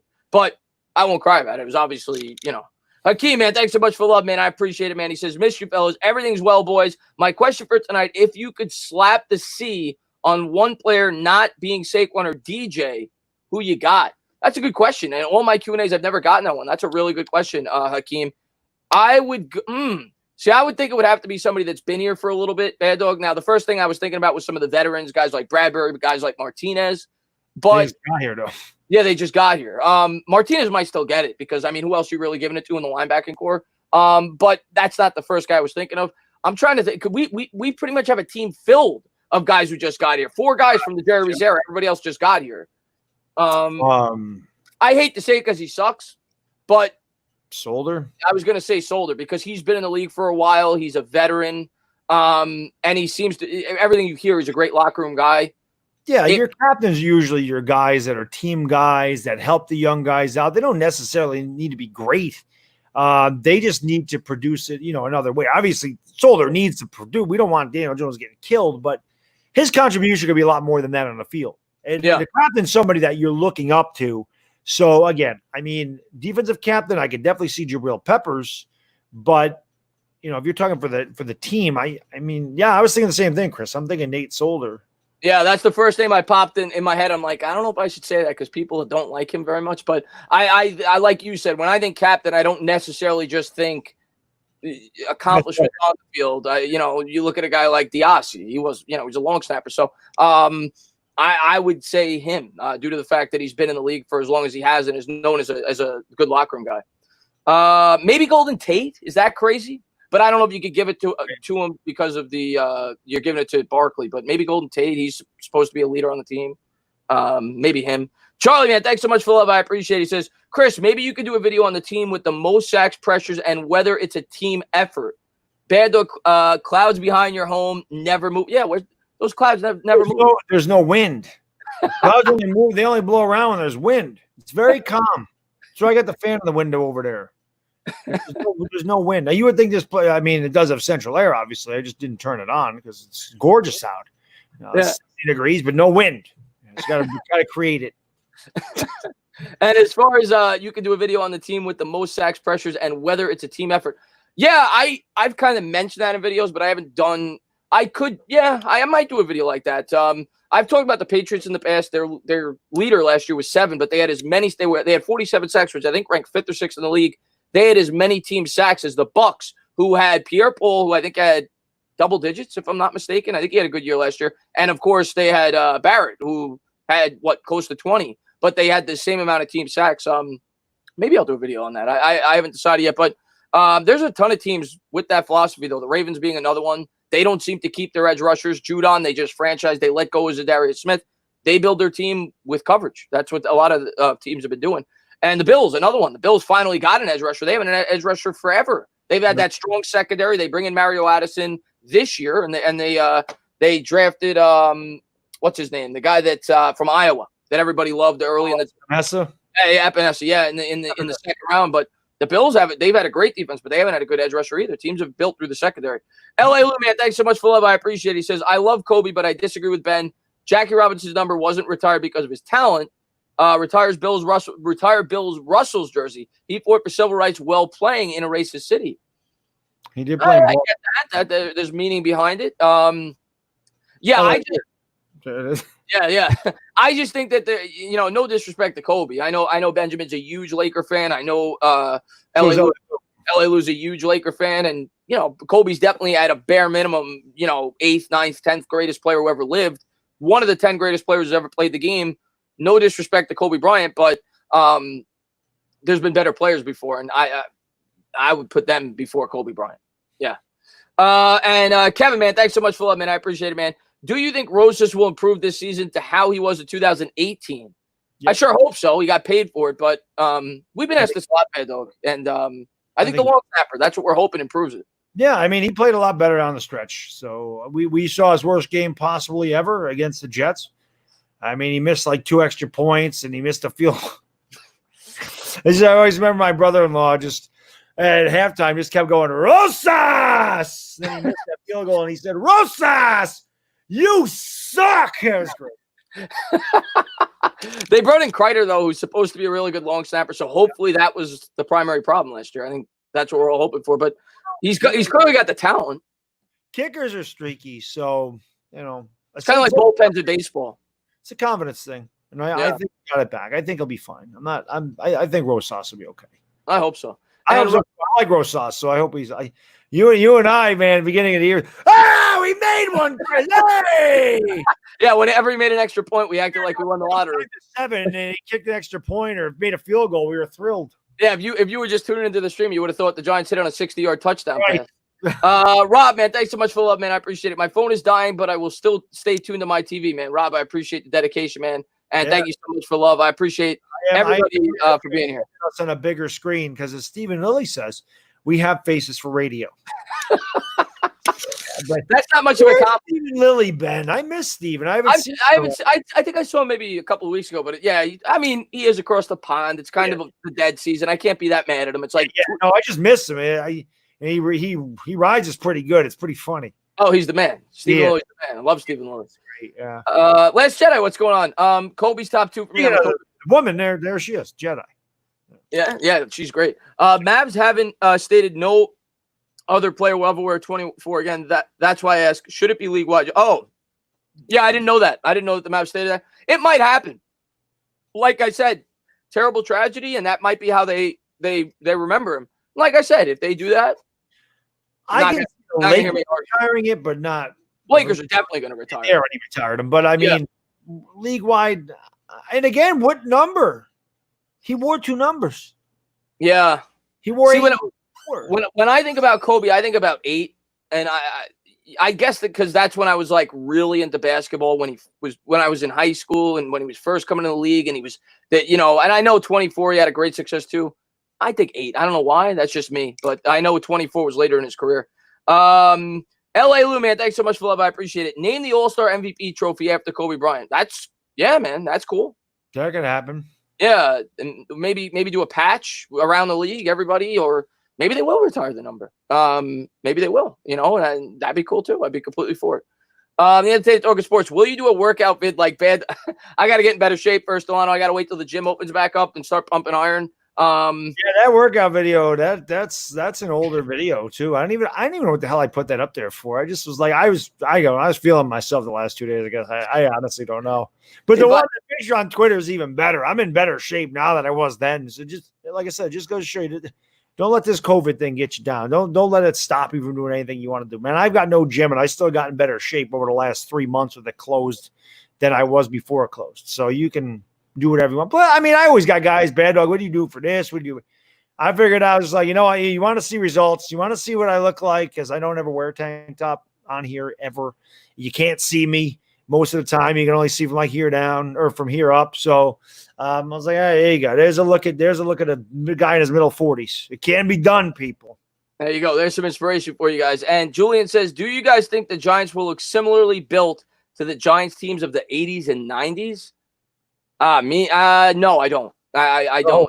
It's a different league. First off, it's a completely different league. Defenses are built completely differently. The only similarity is they both run a 3-4, but even that, the Giants are going to be flexible. They're going to run different schemes. And I mean, at the end of the day, our biggest weakness was that team's biggest strength. It's the edge rusher with LT. So no. I mean, they had a Hall of Famer in Harry Carson. They had Carl Banks, who was probably one of the best run-stopping linebackers in the league. They had Pepper Johnson, who was one of the better linebackers in the league. They had Gary Reasons. They had 5 linebackers that were really good. They had the greatest defensive player ever in the history of football, and they had another Hall of Famer in Harry Carson and a borderline Hall of Famer. Well, Carl Banks didn't play long enough, but Carl Banks was really, really good. You want to see how good Carl Banks was? Go back, and you younger guys that weren't around in '86, go back when Taylor won the MVP. Go back and watch the playoff run. Watch him against the 49ers. Watch him against the Redskins. And watch him against the Broncos. He dominated all 3 of those games. Carl Banks dominated that whole postseason. And it was to a point that, John Madden actually says in one of the games, he goes, that guy that plays like LT. And then, Pat Summerall says, yeah, he plays like LT. He just wears a different number. That's how good he was playing in those playoffs. Yeah. Carl Banks is really good. Carl Banks is one of my favorite. I have to do that video, by the way. Yeah, I'm going to do that too. I'm going to do my favorite. Spoiler. I mean, everybody knows Banks or Taylor's my number one, but Banks is on that list. I loved Carl Banks. Yeah, I mean, if I grew up in that era, he'd probably be one of my favorite too. One of the all-time great. But yeah, maybe his question is more so: do you think they're trying to build their team similar to that in terms of the? To me, I think they're trying to get back to. It's hard to compare because since I've been watching the team, they were always a 4-3 defense. They built around the edge rusher, so I think they're being constructed differently on offense. I think they're trying to get back to that 08, that run first, strong trenches type offense. That I think they're trying. They're not there yet, but I think that's what they're starting to build towards. That I could see that 07, 08 in terms of offense, a run first, grind it out type football team. That's what Dallas did to become successful because Dallas's defense is not great, but because they control the ball for so long and they wear down opposing defenses, their defense is fresh and their defense isn't on the field as long, so they look better than they are. That's what we have to do. And you know, when you've been leaning on a team all game with the running game, that offensive line, and you're up by 3 points, you're up by 4 points or 4 minutes and 50 seconds to go in the game, that's when that shows up. That's when you're able to grind out those 4-minute drills, you're able to run the ball, make them use their timeouts, run out the clock. Yeah. That's really what you're looking to do. That's something Dallas does really well, is able to move the chains in crunch time because that offensive line and Zeke Elliott wore them down. I'll give them credit for that. That's Jason Garrett's offense. And I've said this a number of times. Dallas fans are like, we don't run the ball enough, but that's not true. They just ran a lot of plays because they had the ball a lot of minutes. So they did do it a lot, but they also ran the ball a lot.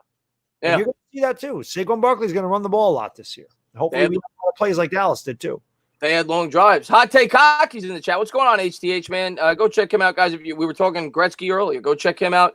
And somebody has, okay. Marco says, I'm a Giants fan, but what do you think about the Ravens this season? They had a great draft and some good additions at free agency on top of 14-2 season previously. And I want to say hello to Big Daddy. I saw he was in the chat as well. Thank you for popping into the stream. Great subscriber of mine. As far as the Ravens go, I mean, Baddog, we both said it the night of the draft right away. They had the best draft probably out of anyone. The Ravens had a fantastic draft. You want to talk about a team with speed. I mean, when you factor in Lamar Jackson with some of the weapons they got on that team, I was looking at a list of the 40 speeds. They're the best team in football. I mean, if Lamar Jackson could prove he can get it done. There you go. That's how good I think they are. I think they're winning the Super Bowl this year. Yeah, them and the Chiefs. They're the two best. I don't even think it's close. I think those are far and away the two best teams in football right now. I do too. John, man, thanks so much for love, man. I appreciate it. He says, stand up, entertainer, and Stella! Baddog, y'all are the best. Ask Carl Banks around trying to get Cunningham. Giants stink. F Eagles. Yeah, that was like that OC and was it OC or Kiwanuka that had Vince Young wrapped up and let him go? Oh, it was Kiwanuka. Kiwanuka, yeah. So same type of thing. Yeah, that was Vince Young, right?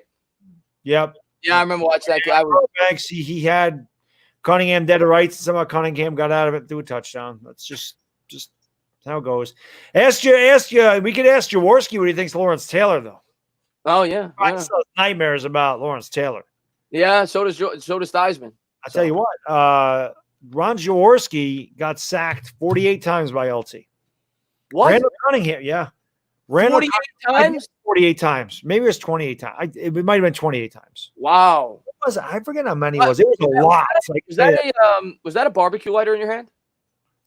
Yeah, it is actually. I have to light the candle down here. Oh, okay. Yeah. I think that was but he only sacked Randall. I forgot how many times it was. It might have been 28 times. Okay, 20. Randall Cunningham only one time less than he sacked Ron Jaworski.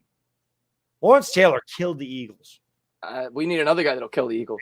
We do. We need another guy that'll kill the Eagles. I bet Barkley is going to get 2,000 rushing yards in one of his seasons. It's possible. I don't, with a player like that, he's like Barry Sanders. Barry Sanders, if he has one of those years where he breaks, similar to his rookie year, I mean, they didn't run the ball enough. They threw to him 92 times. But if he has one of those years where he's breaking 56, like Chris Johnson at CJ2K, I remember he had that one year where he was breaking 60-yard touchdown every other week, it seemed. Mm-hmm. So, yeah, I think he is the most realistic running back in today's game that could eclipse 2,000 yards rushing in a single season. Yep, I agree. I think he's got the potential because there's not too many home run hitting backs like that. You know, he can take it the distance from anywhere on the field. Zeke's not that guy. No. Zeke's a pounder. Zeke is a guy that's going to lean on you for 4 yards, a rip. He might break out for a 10, 15, 20-yard gain, but he's not going to take one from the 19-yard line and go 81 yards and not run the defense. It's not happening, or make defenders miss. That's not his game. McCaffrey, I guess McCaffrey's got that. McCaffrey can do that too. But I don't know. I can't think of any other running backs off the top of my head that can do that. Yeah, I don't know. Yeah, I mean, Nick Chubb's really good. Derrick Henry, we saw him go 99 yards, but he's not his forte. Yeah. Like, you don't thinking that he's going to break one every time he touches the ball. So he's kind of more like a much better version, but kind of like Brandon Jacobs. Henry, he's that big back, maybe more like a Lynch type, even though they're not built exactly the same, but he's not that home run guy like a Saquon Barkley is. So I think Barkley's definitely the most logical guy that could do it. Meat says, that's right. I'm holding this for the 420 crew out there. The 420 crew, where are you guys at? Smoke them if you got them, 420 crew. Where you at? If we make any trades this year, what position do we trade for? Wide receiver, Eric says. That's really hard for me to answer. The only way we're making a trade to acquire, I think it's much more likely we're going to trade away a player at the deadline to try to get draft capital. But if we surprise them, we're 4-2 or 5-2, what would we add? Edge rusher, maybe an edge rusher. The same thing we've talked about, edge rusher or wide receiver. I would think those are our two biggest needs. Yeah, I agree. I mean, that's what we would be looking at. I can't think of anything else that that they would go out and trade for. And again, they'd have to consider themselves a contender. Yeah. And make a trade for a player. So, but maybe if a wide receiver goes down and somebody's available, maybe they do make that move. Yeah, maybe. And what's going on? I see Lake Nona's in the chat. Thank you for being here. What's going on, Mo? Thanks for popping in, man. Johnny T says, what do you think about teams quarantine some players, coaches from the rest of the team? Preventative step, afraid virus would spread like wildfire in the locker. So he's saying, what do you think if I don't think they're gonna, Johnny? So you're basically saying, what do you think? Do you think some teams will quarantine some players and not play? I don't even fully understand the question, Johnny, because some guys, do you think they'll have more slots for guys that won't be on the practice squad so they don't get the virus? I don't understand the question. Do you understand that? What do you think about teams quarantine some players, coaches from the rest of the team?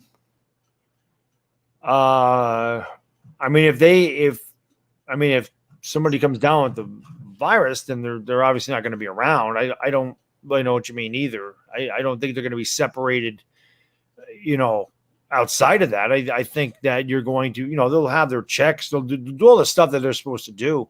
Yeah. I don't know. The way I look at it, Baddog, is if somebody on the team gets it, a lot of people are going to get it. So that's just the nature of the business going into the year. And hopefully that's not the case, because if that were to happen, well, I don't know what that would, I don't even want to think about what would happen if that. Yeah, let's not think about it. Yeah. I don't even want to think about it. Let's see what we got here. Ryan says, who's the breakout wide receiver for the G-Men this year? I mean, Slayton. If there's going to be one, I think it's Slayton. I think Slayton could take that next. And I know you say Shepard. But I'm going to go Slayton. I think Slayton could have 1,100, 1,200 yards this year. I'm not saying he will, but I think he definitely can.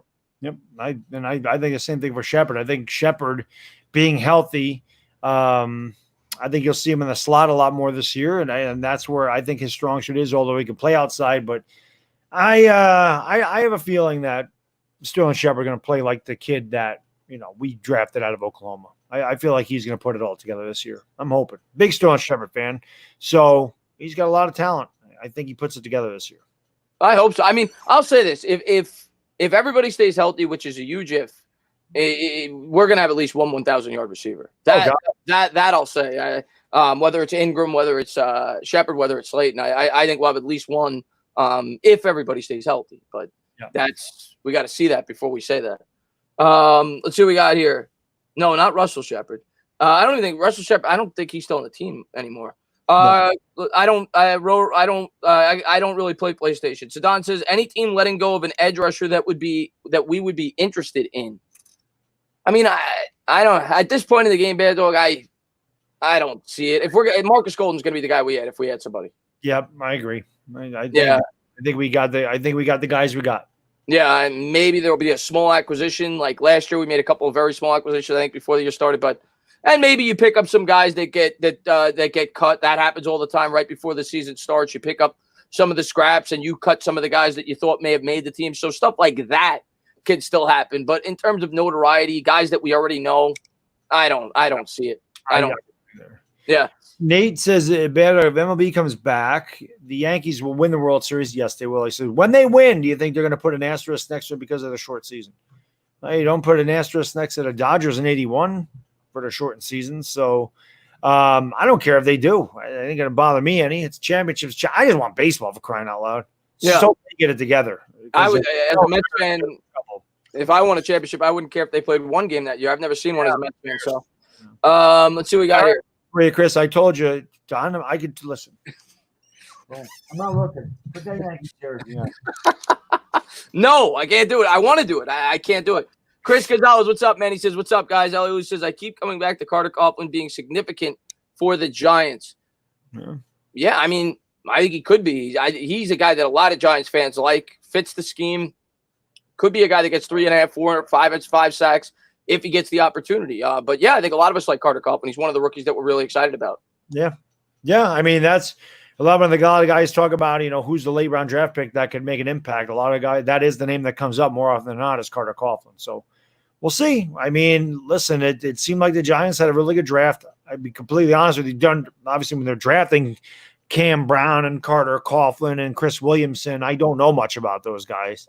So, hopefully, one of them makes an impact. It's all you can hope for. So yeah.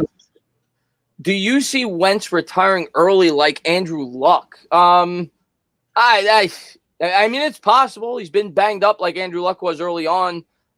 Has Wentz had a lot? I know has he had concussion issues once? I don't. It hasn't been concussion against his last game. Clowney hit him. Right. But other than that, I don't think so. I think it's been other nagging injuries with him. It's possible. I mean, he's been incredibly banged up. It's possible. But that's, again, too hard to predict. That's kind of up to Wentz. It's not like Luck couldn't have kept playing if he didn't want to. He just felt like it wasn't worth it anymore after the money he had made. But I will say this, you've seen, not specifically at the quarterback position, but you have seen in recent years a lot of players retiring a lot earlier than they used to with the concussions. And they say to themselves, I've already got enough money to live for the rest of my life. I don't need to be risking my life. So I am not going to single out any specific player, but nothing shocks me anymore in terms of players retiring early in the NFL. Contract, get $128 million. Yeah. I can't blame him with the amount of concussions people take. Wentz's house is 10 times the size of this one. John with the $5 donation, I appreciate it. He says, I will always be an Eagle fan. Having said all of that, I will always have y'all's back, even if y'all rep the Giants. That shows how great you both are, man. We appreciate that, John. Johnny, you the man. Again, Johnny, it's just like I tell Chris, he can put a Yankee jersey. If you want to put a Giants jersey on or a Giants hat, I'll turn my back and act like you started there. We would love to have you over here. So if you want to root for a real team, John, anytime, man, anytime. We got 4 championships here, so I understand it. We'll turn our back. Haskins will be benched, and Washington will find a way to get Cam Newton. Oh, they're talking smack about Haskins in the chat. It's possible. I mean, listen. I don't like Haskins' support system this year. I do think he's going to struggle. That's just my opinion. Stinks, man. He's worse than Darnold. Yanni with the $2 donation. He says, be thankful. Oh, there we go. Be thankful that we drafted Jones over Haskins. I think a lot of Giants fans are, at least right now, are pretty thankful that we took Jones over Haskins. I've done video, and all the quarterbacks talk about stink. They all stunk this year. All of them. Well, Dak Prescott didn't stink. But, I said he'd be better than Haskins. Haskins was awful. I said he'd be better than Darnold. Darnold stinks. I say he'd be better than Trubisky. That was an easy one, but Trubisky's not even a starting quarterback there anymore. And I did say that he'd be better than Dak by the end of his career. And he will be because he'll win more Super Bowls than Dak. So there you go. What's going on? What's going on, MYG31? Thanks for popping in. He's got a channel over there as well. Go check him out. You all see Will Hernandez's truck. You're talking about, I saw Will Hernandez, I think, pushing a truck, Fernando. I did. They had an Instagram video, but I didn't see. Well, maybe that's what you're referring to, the truck that he was pushing. That's my next Instagram video. I'm going to push a truck. Yeah, you put it in neutral and push the truck up a hill? Yeah. It's going to be, it's just going to be little Baddog's motorized truck. And that's about that sounds like something Philly 500 would do for a video. Yeah, right. What's going on? Thank you for popping in this stream. How many Pro Bowlers do you think the Giants will have? Somebody asked this last stream. I think we said 3. Yeah. I think I'll go Saquon Barkley. I'll go one player on the defense. I can't tell you who. I think there's a number of players you could pick. I'll say one guy breaks out and has that year that is Pro Bowl worthy, and I'll go with a player on special teams because I think they'll have one of the better units in the league. Yeah, I already did a video. Daniel Jones will be in the Pro Bowl this year. There you go. Jones, Barkley, Peppers. There you go. If I had to pick a guy on defense, I would probably go Peppers. I probably, but you could also go Bradbury. You could go Leonard Williams on the defensive line. You go Dexter Lawrence on the defensive line. There's a number of guys that that'd be a good year. Yeah, well, all pros. That'd be even better. I'd rather, all pros better. Anybody can make the Pro Bowl nowadays. They all back out. I mean, I made it last year. Yeah. LA Lou, man, thanks so much for the love. He says, am I the only guy in the chat who witnessed the Knicks' last title? I was 11. That's both an honor and a sad reality. I'm a geezer. Well, LA Lou, I'm not going to call you a geezer. We love you, LA Lou. LA Lou is young at heart. He's young at heart. And he runs and he coaches baseball. So you're only as old as you feel, LA Lou. And LA Lou, know that you got to see 2 more Knicks championships than I will ever see. So, at least that's the way I feel right now, the way that team plays. But, yeah, man, I hope I get to see that one day. That's on my bucket list. Yeah. Yeah, it's on my bucket list, too. That's on my bucket list. And Mike, man, thanks so much for the love, man. I really appreciate it, man. He says, I think the big dogs up front on defense are going to shock our opponents this year with another year under the belt and the time together, not just starters. Great to see you both live. Thanks, Mike. Yeah, man, we do this every week. Yes, I'll be live on Baddog's channel next week. And if somebody could post that in the chat, I appreciate it. But thank you so much for the love, man. I really appreciate that. I think that's the biggest strength of this team. I did a video yesterday on the 5 biggest strengths for the New York Giants, and I think I said that was the 3rd or 4th biggest strength on deep. I think it's the strongest unit on this team when you factor in depth and everything else. I said Barkley was the number 1 strength. I said the coaching staff as a whole underneath Judge, I think, is a strength. Special teams, I expect to be a strength, but definitely the defensive line is a strength for this team. There's no doubt about it. The most experienced bunch, I think. Again, Leonard Williams is a veteran. Dalvin Tomlinson has been around. I know Dexter Lawrence, but Dexter Lawrence was one of the top 5 defensive rookies last year. BJ Hill, he fell off, but obviously he can still do something there. I mean, their defensive line is good. It's just not a pass rushing defensive line, but they can stack the middle of and that's where you want your pressure. That's what you want to do. You want to push those guys back into the quarterback so he can't step up into the throw. Right. So you can definitely see that with Dexter Lawrence and Leonard Williams. I do. I think that is the biggest strength. Secondary will be, I believe, at some point, but they're very young. So that's why I give the edge of the defensive line. Yeah, I think both. I'm hoping at least both will be above league average, both those units, and hopefully makes the pass rushers league average because of the strength in the other 2 units. Yeah. Asia, thank you so much.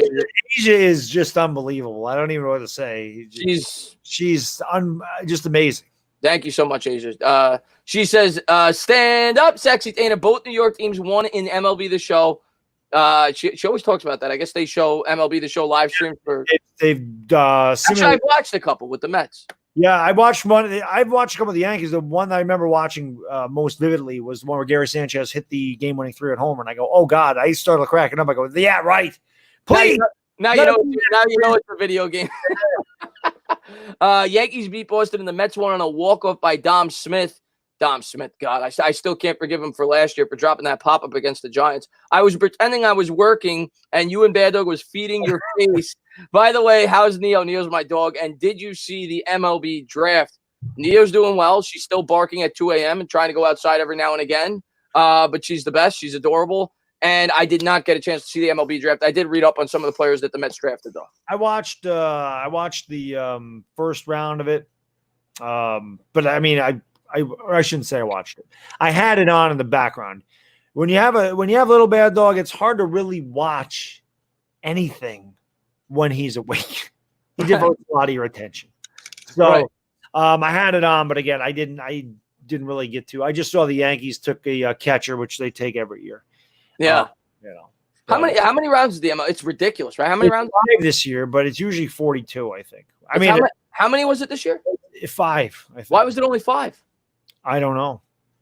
That's weird. I guess because of the pandemic, is it? Maybe. Yeah, that's weird. Les only showed 5 rounds. Maybe. Yeah. And Philly man, thanks so much for love. He says, "Hey, Chris and Bad Dog, how you guys are the men? Does the 7th playoff spot this year open the thing up for the Giants possibly making it?" Well, yeah, Philly fan. It definitely gives not just the Giants, everybody a better opportunity. But what it's going to do around the league is it's going to create more interest, because there's certain years where if you would have had that extra playoff spot, there would have been an extra 3 or 4 teams that are in contention to make the playoffs that wouldn't have been in prior years. So hopefully the Giants, it obviously gives us a better chance, but I think it's going to create more interest league wide in terms of, a lot of times when you get to the end of the year, it's pretty much sewn up. I think you're going to have a lot more games the last 2 weeks of the season that mean a lot more because of that extra playoff spot. Yeah. I've been saying this, depends on how we do in the division. We win our division games, we're going to make the playoffs. Right. We won't. That's really the key to it. That weeks 5 through 11, when we play 5 games against the NFC East, that's a big part of our season. That's our midterm. You fail midterm, you're pretty much failing the semester. That's the season. Right. So you ace the midterm, you're sitting pretty. So the thing is, we got to get into here. Yeah, we can't start 0-4. We got to get at least 1-3, at least 1-3, but 2-2 preferable. Yeah, right. 2 and then go in that 6-game stretch. We'd have to go 4-2, which will put us at 6-4. Then I think we're in really good shape. If we're 6-4 through our first 10 games, we have a good shot at winning the division. Yeah, I mean, because at that point, that means you beat up on teams in your division. Yep. So they're probably not with the schedules they have, because just as hard of a schedule we have, they have. Yeah, they have. Some of them have a harder schedule. So the Saints and the Packers, and right. Dallas has the Falcons and the Vikings. So yeah, it's about on par with us. Yeah, but I mean, we'll see how it plays out. But like you said, I agree. We got to find a way to win either the Steelers or Bears game, maybe pick off the Rams game, or win the first 2 games and get to that with 2 and get us. You know what? I'll set up for right now, Bears. The Bears stink. Let's beat the Bears. Beating them. I will sign up for the exact start we had last year, and then let's roll the dice. Let's start 2-2. Get me to those divisional games, and let's let the best team win. Get me to the 2-2 for, like you said, for that 5-6 game stretch. Maybe we pull off some wins. Who knows? So that's the way you got to look at it going into the season. Let's see what you got here. If we start 6-4, then I have us going to the Super Bowl. Alphabet says. I could see us winning the division. I'm not going Super Bowl yet. Yeah, you never know. You get into the tournament, you never know, Alphabet. But you never know. The Ravens, the Niners, the Chiefs, they're head and shoulders. I'm not picking it. But they're head and shoulders better than we are. But better. The Saints are way better than we are. The Seahawks are way better than we are. 49ers. Yeah, I think if I didn't, 49ers. Again, that doesn't mean anything because in 2007 they were all way better than we were too. We still made that run. So this year I'm just hoping we have it. What? I just say get in there and let's take a chance. Yeah, exactly. I'm just hoping we have a meaningful December. I hope that we haven't had a meaningful December since 2016. So the Knicks haven't had a meaningful December. The thing is, they start in October. Yeah, and they play 82 games, but they haven't had a meaningful December in 7 years either. They haven't had a meaningful October in 7 years. Yeah, it's pretty bad. I always been saying the Yankee season's been ending after the Giants season. Last And Philly fan, man, thanks so much for love. He says, I just think that format favors the number 1 seed. Well, it definitely favors the number 1 seed. Sure, though. And I like that. That is one of the things I like about it. I like because I think it will.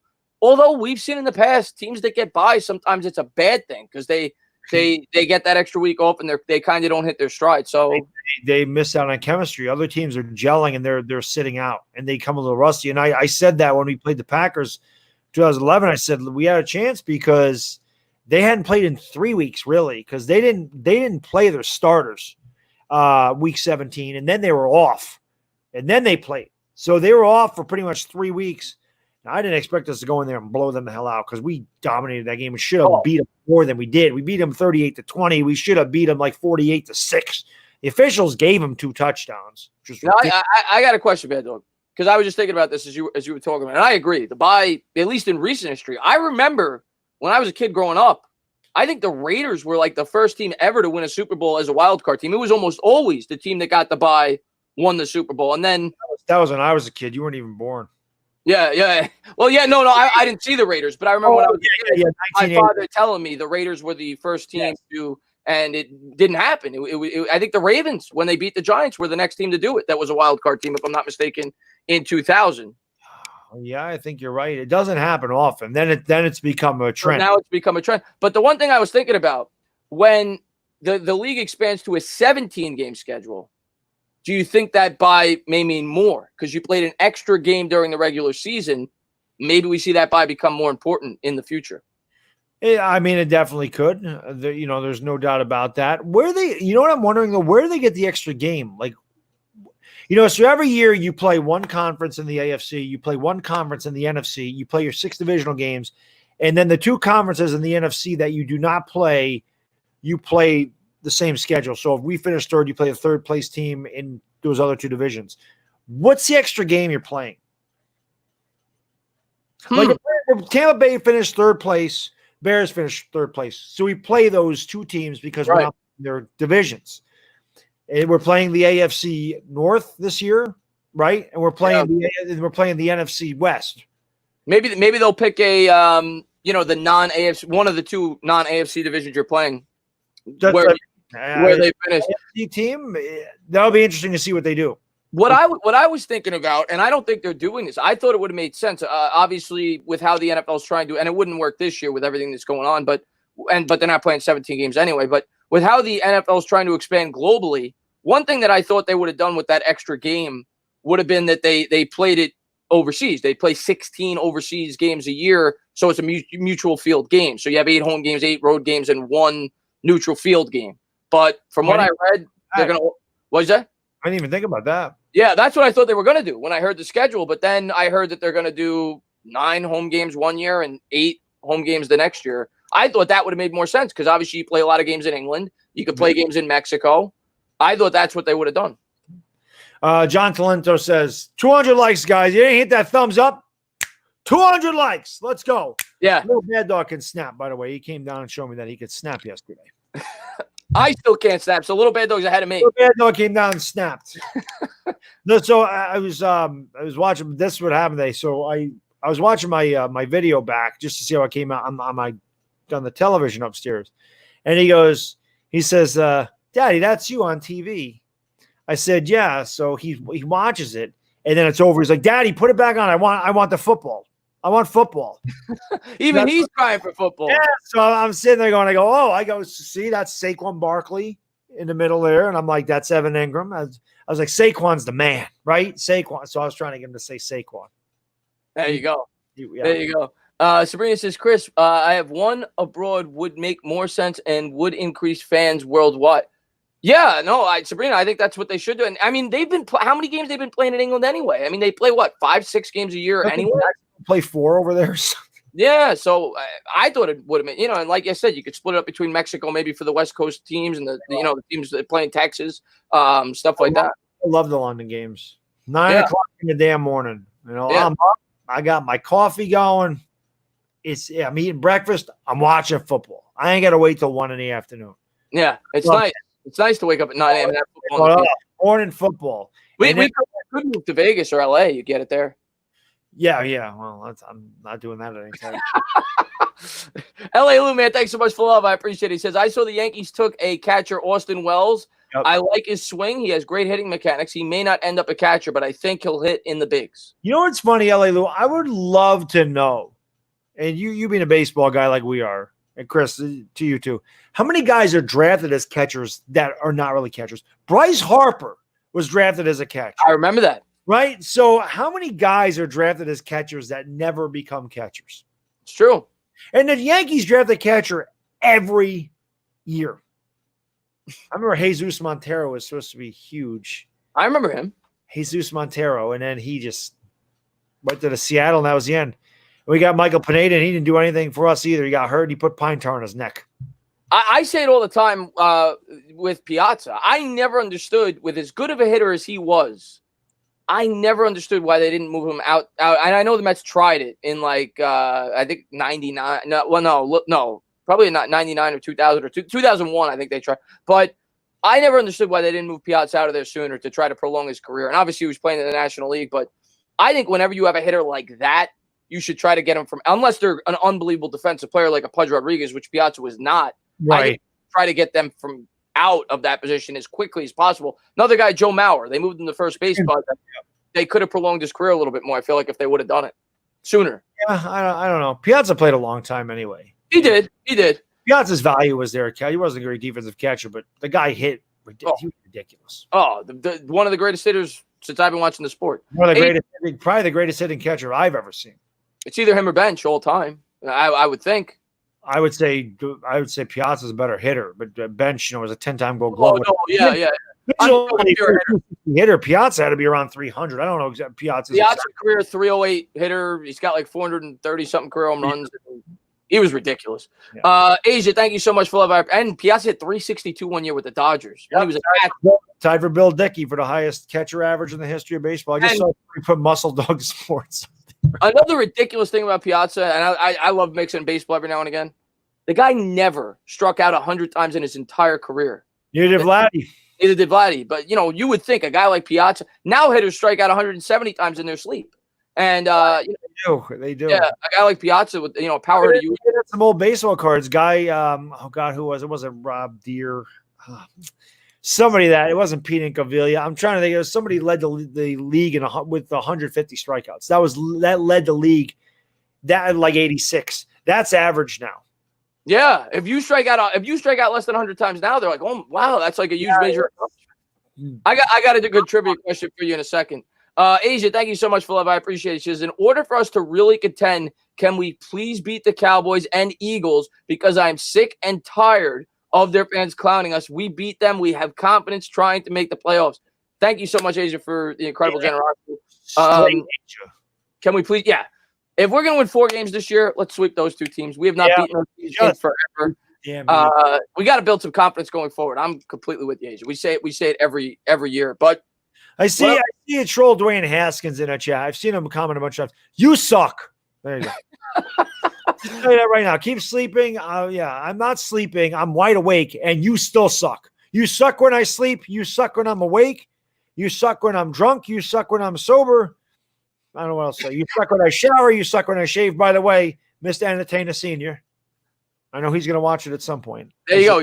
He shaved today. I got a trivia question for you. See if you know. And I could be wrong. Maybe somebody. I don't think so though. With the way that hitters strike out nowadays, who is the last player in Major League Baseball history to play a full season, have the amount of at bats, which is about 500 to qualify, to have more strikeouts in a season, more home runs in a season than strikeouts? Who's the last player to do that? Yeah, I'm pretty sure I'm right. I mean, it's got to be Bonds. It was not Bonds. It wasn't Bonds. Unless he broke. Maybe he did break it, but I don't think it was Bonds. God, I would have thought it was the year he hit 70. I'll give you a hint. He didn't hit that many home runs. He just didn't strike out a lot. I think he had 25 home runs, and I think he struck out 24 times.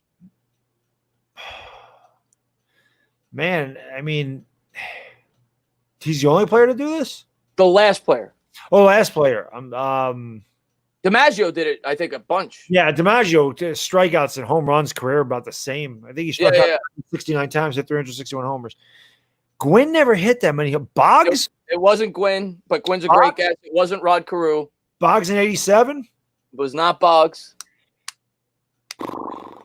I'll give you another hint. Let me just get diehard Giants fans. Thank you so much, man. From Afghanistan, let him watch little parts of old Giants games and tell him to watch number 56. Oh, relating to the Baddog.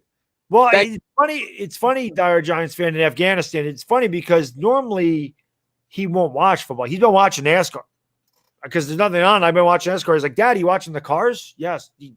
So Chase Elliott's our guy. We're just Chase Elliott. Normally I have football on. He'll leave it on there and there's like, Daddy, I don't want football.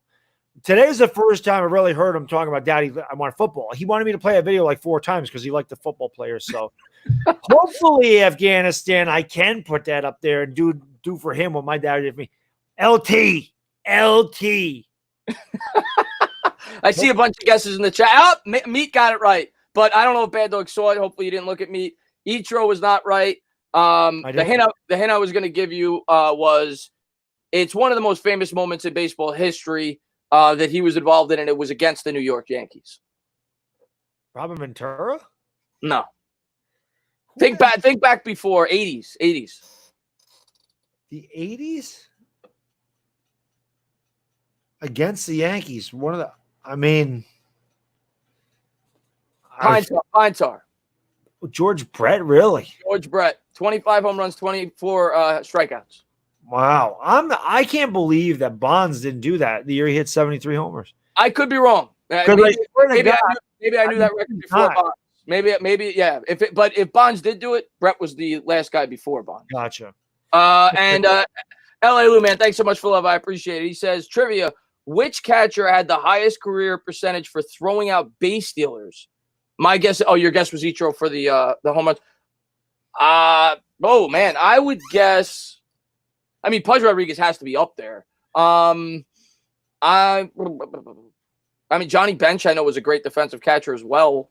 I'll guess Pudge Rodriguez, but I don't know. I'm gonna go out on a limb. I actually want to get this guy's rookie card. I've been trying to get a PSA 9, but there's only 2 up there that are $200. That's too much. I'll pay him about $120. Yadier Molina. He was great. I would say Yadier Molina is. He's a good one. He's a good Molina. Yeah, you're right. He might be the guy. He's a great defensive catcher. I put a special out for y'all. Your team is hot by cheeks, and you're the driver. All right, Philly Nation, appreciate that. Sleepy night. Have a good night, Nicole. But I don't know that one. Charles Johnson, I remember when I was a kid, was a really good defensive catcher. Jason Kendall, but Pudge to me is the guy that popped in my head first. Roy Campanella, L.A. Lou says that was the answer. Campanella. Yeah, I should have guessed. He's a Dodgers fan. That's true, but yeah. They didn't steal like they do nowadays back then. So, because Mickey Mantle always said, the most he stole in the year was 21. He's like, if that was a big deal, I would have done it more often. Yeah, it's true. I had Pudge, but but no, it was great though. 3-time MVP. He's If you're starting an all-time MLB team, who are you drafting first? If we're just talking, at that point, the only way that I could think if I'm doing a draft, I'm basing this off the guys when they were at their best. And I'm a pitching guy. I think pitching wins. I would draft Sandy Koufax because I think when he was at his best, he's the greatest pitcher who ever lived. So I would draft Sandy Koufax first. Okay, Chris. In 2004, Barry Bonds hit 45 homers and struck out 41 times. Okay, so he did it after. So I am wrong on that. So Brett was the last one before Barry Bonds. Okay. 25. I would have never guessed Brett. Yeah. What was the question? I'm sorry. It was about starting a team with a pitcher? No, just in general. If all time, I just said pitching wins. So I would take the greatest pitcher who I think ever lived with the first pick. But you could pick any player ever. If you're drafting Babe Ruth. Yeah, I think most people would say Babe Ruth. I was just trying to think outside the box with the pitcher with Koufax, but Babe Ruth Babe Ruth is also a pitcher. He was a pitcher. Yes, I took him. Ted Williams is the hitter ever. It's just there's so many good baseball players. This is why I love baseball. That's why I love collecting baseball cards. It's I don't think I put any baseball cards on my damn Instagram. I think it was all basketball cards. It's undeniable though when you look at Babe Ruth's stats, the way he dominated his era. He hit more homers than teams. Yeah, he's the most dominant athlete in the 4 major sports ever. When you look at what he did, like you said, more home runs than I think 20-something teams in 1 year. Yeah, it's insane. It's almost like it's fake. Like that's how unbelievable that is. Zach, man, thanks so much for love. I appreciate it. Favorite catcher, Salvador Perez. Let's go Royals. I cannot stand that guy. You guys beat my Mets out in 2015. That guy's a phenomenal. No, he's a great baseball player. Great. You guys, man. What is that? Lorenzo Cain. Oh God, I can't remember the leadoff hitter. He was the shortstop. I could not stand him either. He swung at everything. He made contact every time he went up there. That Royals team that is the definition of a pesky baseball team. That 2015 Royals team. God, who the hell was that? I can't remember his name. How forgettable that team was. What you say? I was rooting for the Mets. I said, it tells you how forgettable the 2015. The only guy I can really remember is Perez and Lorenzo Cain. Yeah, they had who else did they have? Mike Moustakas was there. Eric Hosmer, like those guys. Yeah. Who the hell was their shortstop? Oh, Alcides Escobar. Yeah, that's it. Alcides Escobar. I could not stand that guy. Yeah. That guy made contact every time he went up. They had that team's biggest strength was their bullpen. They had three closers in the bullpen. They were lights out. I can't remember all their names, but I remember saying if the Royals get to the 7th inning, we're dead. They had a great bullpen that year. God, who the hell was their closer? He was really tough. Trying to blank, and I know it. I know the guy's name. Can't think of it.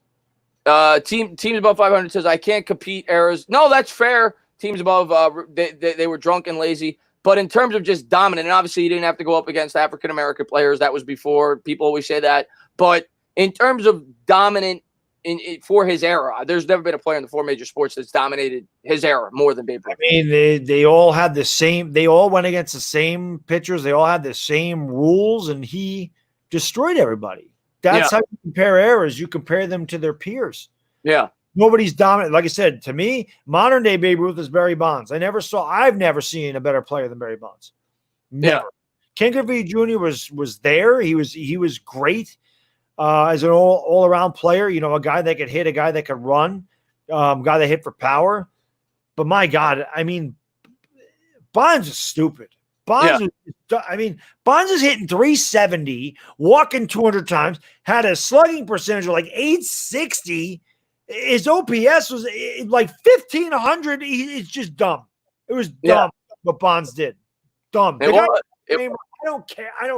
I don't give a damn about the steroid crap. I don't care. The guy was a Hall of Famer before steroids. The guy was the best player by a mile with him.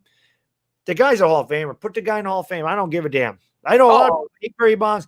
That guy, listen, one of the few jerseys that I own, I don't even know if I have it. I might have got rid of it because it didn't fit me anymore. I had a Barry Bonds Giants jersey. I loved Barry Bonds. You had a Reyes jersey too. I still have a Reyes jersey. Reyes is one of my favorite players ever. I loved Jose Reyes. To me, and I love baseball, but I love the Mets. I don't really watch many games outside of the Mets. I watch every Mets game I can. To me, the most exciting player that I've watched on a consistent basis in my entire life, Jose Reyes, when he was in his prime. Danny Thomas, what is that? Reyes, with the exception of though he didn't walk a ton, but he reminded me, he was the closest thing that I saw to like Ricky Henderson, the guy that could steal 70, 80, 90 bases and hit you 25 homers. Yeah. And hit 300, 320. That was Reyes for a few years. And I loved Ricky. Ricky was one of my favorite players. I loved the base stealers. I loved those 5-tool players. That's why I loved Vladdy. That's why I loved Eric Davis in his prime, Ricky Henderson, Barry Bonds. Those are my guys. Those are Alex Rodriguez was that guy. Ken Griffey. Well, I hated Junior because he killed the Yankees. But, I mean, watching him play, I loved those guys. I loved those 5-tool players. Like Christian Yelich is one of those guys now. Mike Trout is one of those guys now. I love those guys. They're exciting. Yeah. They do everything well. Was one of those guys for a bit. He did a couple. He was one of my favorite players ever. Yeah. Danny Thomas, man, thanks so much for love. He says Joakim Soria was the Royals closer. He was. They also, I think they had Greg Holland. Holland is the guy I was thinking of, Chris. Yeah, they had Greg Holland. They had like 3 really good relievers on that team, from what I remember. That was their biggest strength. And I always say it, that was the worst possible matchup for the Mets. I have a lot of friends that are huge Mets fans, and I remember the Blue Jays were obviously the sexy team that year because they had all the home run hitters, and they were, I think they had the best record in the regular season, and everybody was saying, I don't want to face the Blue Jays. I said, bring the Blue Jays on. The Blue Jays' biggest strength, the Mets can dominate. They had strikeout hitters. They had guys that were swing and miss hitters, or they had a home run. The Mets had power pitchers. They would have mowed them down, and the Mets' biggest weakness was their defense.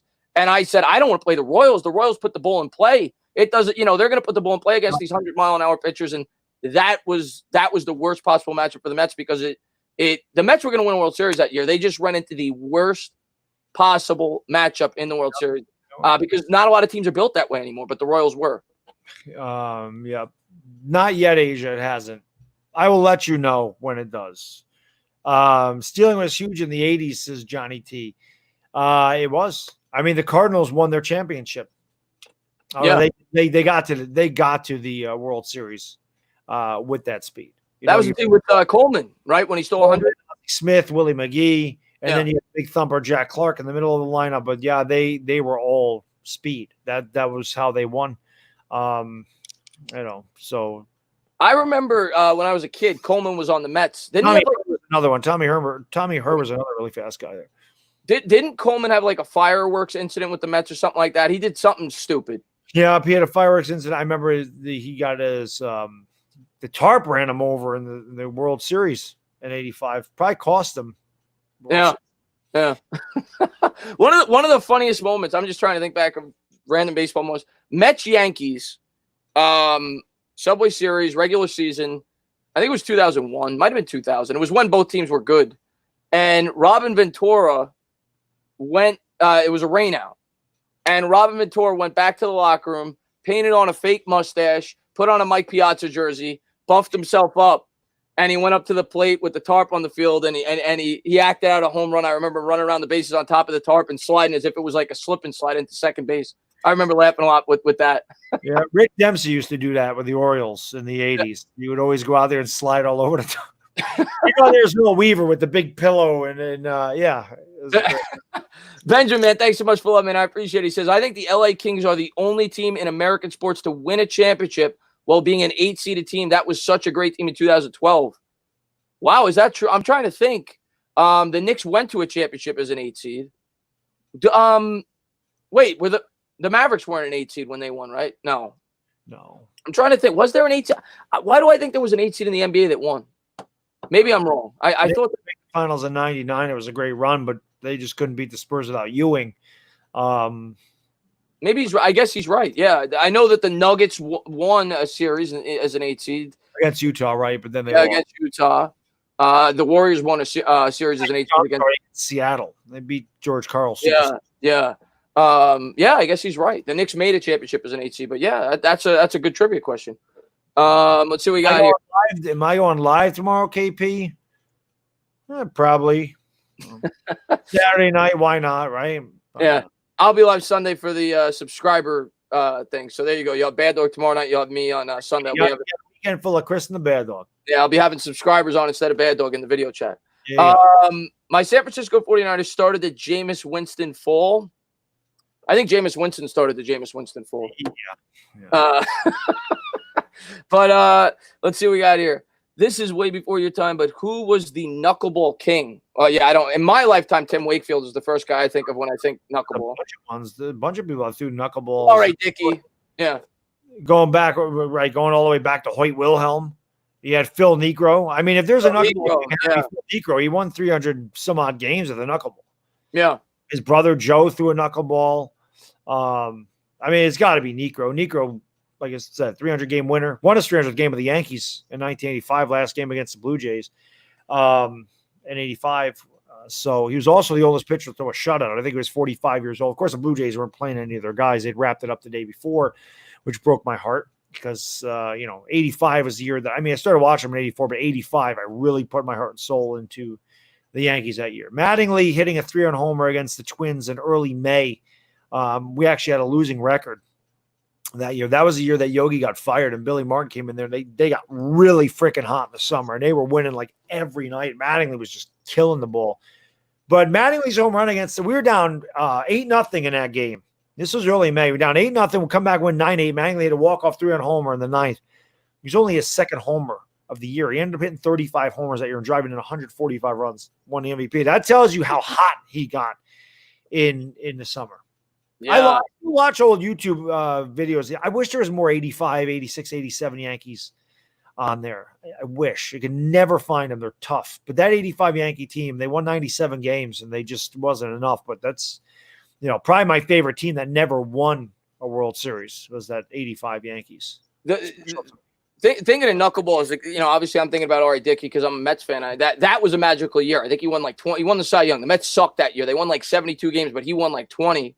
And Yes. the one thing I remember every time he pitched, Josh Tolley was the catcher that year who was horrible.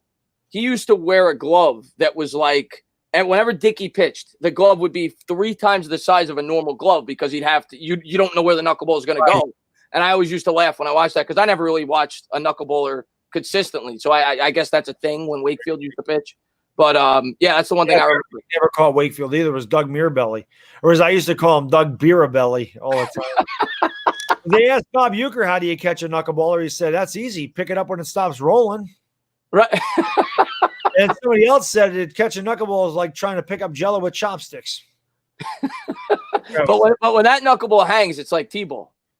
Oh, yeah. That thing's not – if it has rotation, it's screwed. That's the thing that has to stay perfectly straight. So when they throw a good one, those seams don't move. It is crazy. I never got the hit off a knuckleballer in my life. I always wanted to see what it was like. Yeah. Hit him on TV. What how are these guys hitting that thing? Have you? And we're talking. It's the end of the show, made by Harlem. We're talking a little baseball at the end, but you've been to Cooperstown, right? Oh God, a number of times. Yeah. Okay, if you go next time you go to Cooperstown, they have a pitching machine by Doubleday Field, and they have a machine that simulates a knuckleball. Really? Yeah, I did because when I went to see Piazza's induction, I hit off of it. Oh God, I would embarrass myself trying to hit ball now. Yeah. I haven't swung a bat. I'm 40, gonna be 44 next month. I haven't swung a bat probably since I was 27. I haven't played baseball forever. Yeah. Ever. Yeah. The machines are cool though. They have a curveball machine, slider machine, knuckleball. I can't remember what else. Luis, man, thanks so much for love, man. I really appreciate it. He says, love the channel and collab with Baddog. Do you think the late offseason will impact the New York Giants team progress? This is a young team. Will take time to click. I mean, I definitely think that's something to at least have a concern about. We both talked about that. I mean, not just for the Giants, but for every team, but the Giants specifically because the new coaching staffs on both sides, 2 brand new systems, something that you got to factor in. Defense and offense, learning completely new systems. And like you said in the donation, they're a very young team. So yeah. I definitely think it's a fair concern. Yep. Yeah, and it might take a couple of weeks. Probably would strike me out at this point. You wouldn't have struck me out when I was 17, but now you probably would. I mean, to be honest, a little bad dog might be able to strike me out now. You're 44 and you haven't swung a bat in 17 years. I'm pretty sure a little leaguer could strike me out right now. Seriously. That is I don't give a damn. That is the hardest thing in sports to do is hit a baseball. You know what? You guys just gave me a video idea. I'm not going to do it now, but once things clear up, I'm pretty sure I could still hit. I was always a good baseball player. I am going to film a video. It'll only get 300-400 views, but it'll be something fun to put up on the channel where I am hitting off a machine, 89. I think they got a 90-mile-an-hour machine by me, but they definitely have an 80.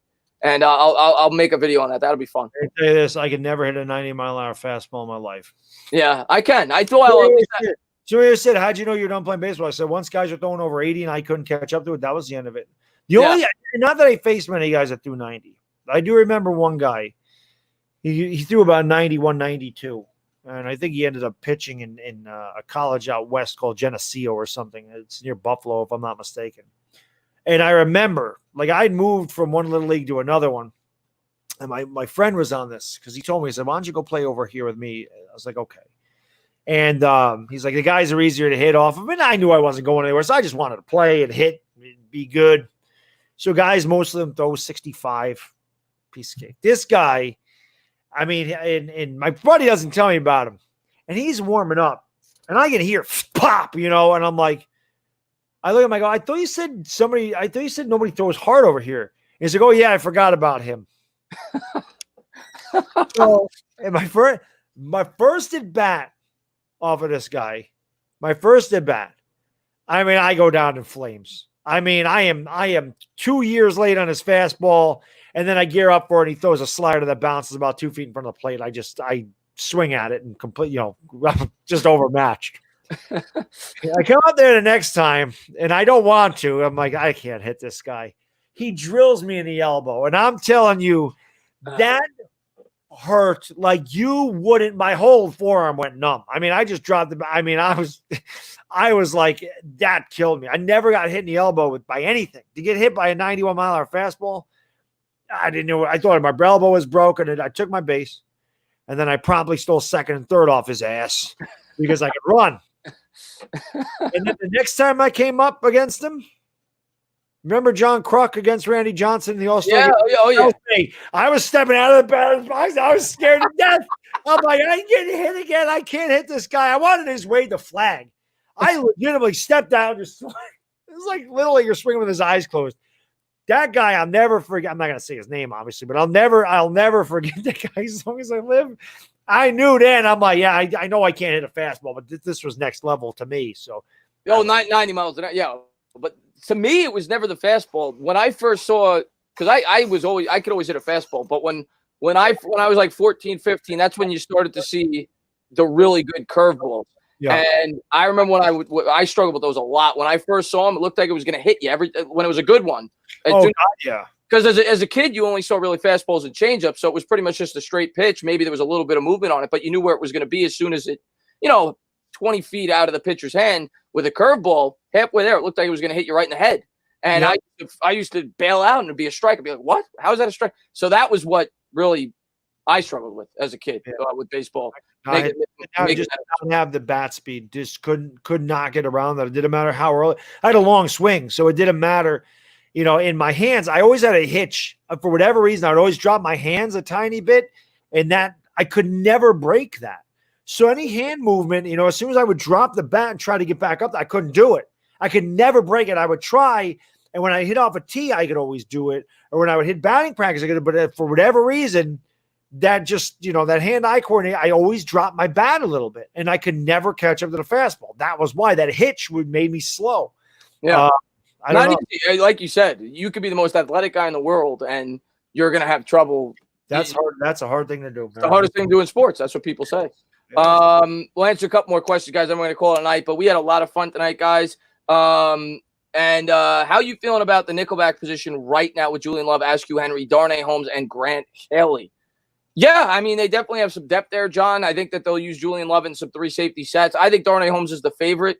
Yeah. Grant Haley's fine for depth purposes, but guy can't cover. He's a very good. That's not the guy you want out there. Yeah, I just I don't know. A guy can't cover. This just in Darius Slayton shot. I R2D2. That's not even funny to joke about. And Ray Sosa, I appreciate that, man. Let's see. I appreciate you dropping a link to my channel, buddy. Thank you. I've seen you do it a couple of times in the chat, so thank you for. Same thing, Jed. I've seen you do it too, so thank you guys for putting my link there. I do appreciate it. How are you feeling about Dwayne Haskins coming for your next? Let him come. That's what I'll say about Dwayne Haskins. I'm not too upset. I'm not too worried about it. He's going to throw at your neck and throw an interception. I don't get what's going on there. Sports expert, man. Have a great night, buddy. Maybe after the Giants sweep him again, he can take another selfie. Let's see what we got. Have a great night, sports expert. And you're getting up at 3:55 a.m. to stream KBO baseball. Well, that kid's insane. But of course, when you're a kid, you can do that. Yeah. You can do that when you're a kid. Good luck with that. Age, it's tough because, again, I have a 3-year-old running around here, so not the easiest thing to do because I can't just go upstairs and take a nap. If I lived alone and I could come down and stream that game and then go and take a nap at noon, I would do it every day. Yeah, I couldn't do that. I'm not a morning person. I'm not. I do want to do a KBO stream though because I got a debut. I did get my Baddog coffee mug. I did freaking get that in the mail yesterday. So I got my Baddog coffee mug. So you'll do it at 5 a.m. one of these days. Yeah. So somebody has to do a quick roundup of what we talked about. I mean, we talked about the recent article about the speed on the team. The Giants have the fastest team. We talked about Daniel Jones's work ethic. We talked about the secondary, the safety position in particular. And we fielded a lot of questions. I'm trying to remember what else we talked about. We had a good Giants discussion there for at least an hour and a half. We make the Pro Bowl, talked about, the 17 game schedule starting next year. We had a good discussion tonight. Yeah. We finished baseball like we did last week. Yeah. Right now, I think we both got baseball fever right now because we're so used to watching baseball at this time. Yeah. We're definitely having withdrawals. Yeah. No doubt about it. Thoughts on Gleyber Torres? I think he's a future MVP. Isaiah Fernandez. Oh, I love him. He's my favorite. He's my favorite Yankee. Yeah. I'm actually looking to buying a Gleyber Torres rookie, not an autograph one. Those are thousands of dollars. I'm not doing that, but maybe a little bit. I got to get off of eBay. I haven't bought anything in a week, thank God. Yeah. That's what I'm saying. I was putting stuff on Instagram, some of my cards, and I mean a lot of them, like the Jordan and the Bird. I've had those forever, but like the Dwayne Wade, I just got that not too long ago. The LeBron. I've had that one for a little while, but I'm trying to think of what else I put up there. The Jeter, I've had that for like 2 years, but I put a bunch of cards up. This is the first things I posted on Instagram. I'm like, the Kobe. I posted the Kobe and Shaq rookie. I just got those not too long ago. I bought a bunch of Tony Gwynn PSA 10s. That's cool to post on Instagram. At least you have like a theme. That's cool. If I had a hobby like that, I would post that too. Yeah, that's cool. I gotta put I took a picture of Trout. I never posted it. Go big or go home. There you go. 11 tops traded Trout PSA 10 on there. I just love collecting cards, and I think, like you said, because there's no baseball. I mean, I did start with basketball. Now I'm going all baseball. Like I bought a couple of King Griffey Jr. rookies. I love baseball. I don't know what else to say. I could make collected cards since I was 13 years old too. I miss it too. That's what gets me through the football every year. Chris, would the Mets be any good if they had kept Nolan Ryan? I mean, the Mets made the World Series in '73. They won the World Series in '69. He was there in '69, but they were good. They still made the World Series in '73. I don't think he was there in '73. No, he traded 72 for Jeff Torborg. One of the worst trades ever. And then, of course, the Mets turn around, trade Tom Seaver for Pat Zachary. One of the worst trades ever. The Mets don't make many good trades. They sign guys like Jason Bay, and they sign guys like Roberto Alomar, and they get guys like Bobby Bonilla. Carlos Baerga. You go down the one Mets just can't. They can't catch a break. And then they get Jurilis Familia, who's supposed to be great, and he stinks. Cano stinks. The Mets didn't know. Well, Cano's at the end of his career. I mean, but the one great trade they made, the one great trade they made was R.A. Dickey. Well, Piazza, but when they traded R.A. Dickey, they got Noah Syndergaard, and Dickey ended up falling off the map. But the Piazza trade, of course, that brought them to no matter what the Mets do, it just never works. It just never works. Yeah, they're cursed.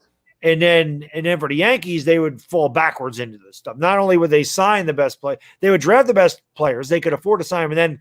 And then even recently, you find guys like Mike Tauchman and Gio Urshela and Luke Voigt and these guys, Mike Ford. These guys all come in there and kill it. You're like, who the hell is Gio Urshela hitting 320 with 20 homer power? Yeah, I mean, even not that he wasn't talked about, but I think he was barely a top 50 prospect with Aaron Judge. We had the number one prospect in all of baseball, and he's a pretty good shortstop. You guys, Aaron Judge is like the best player in the sport.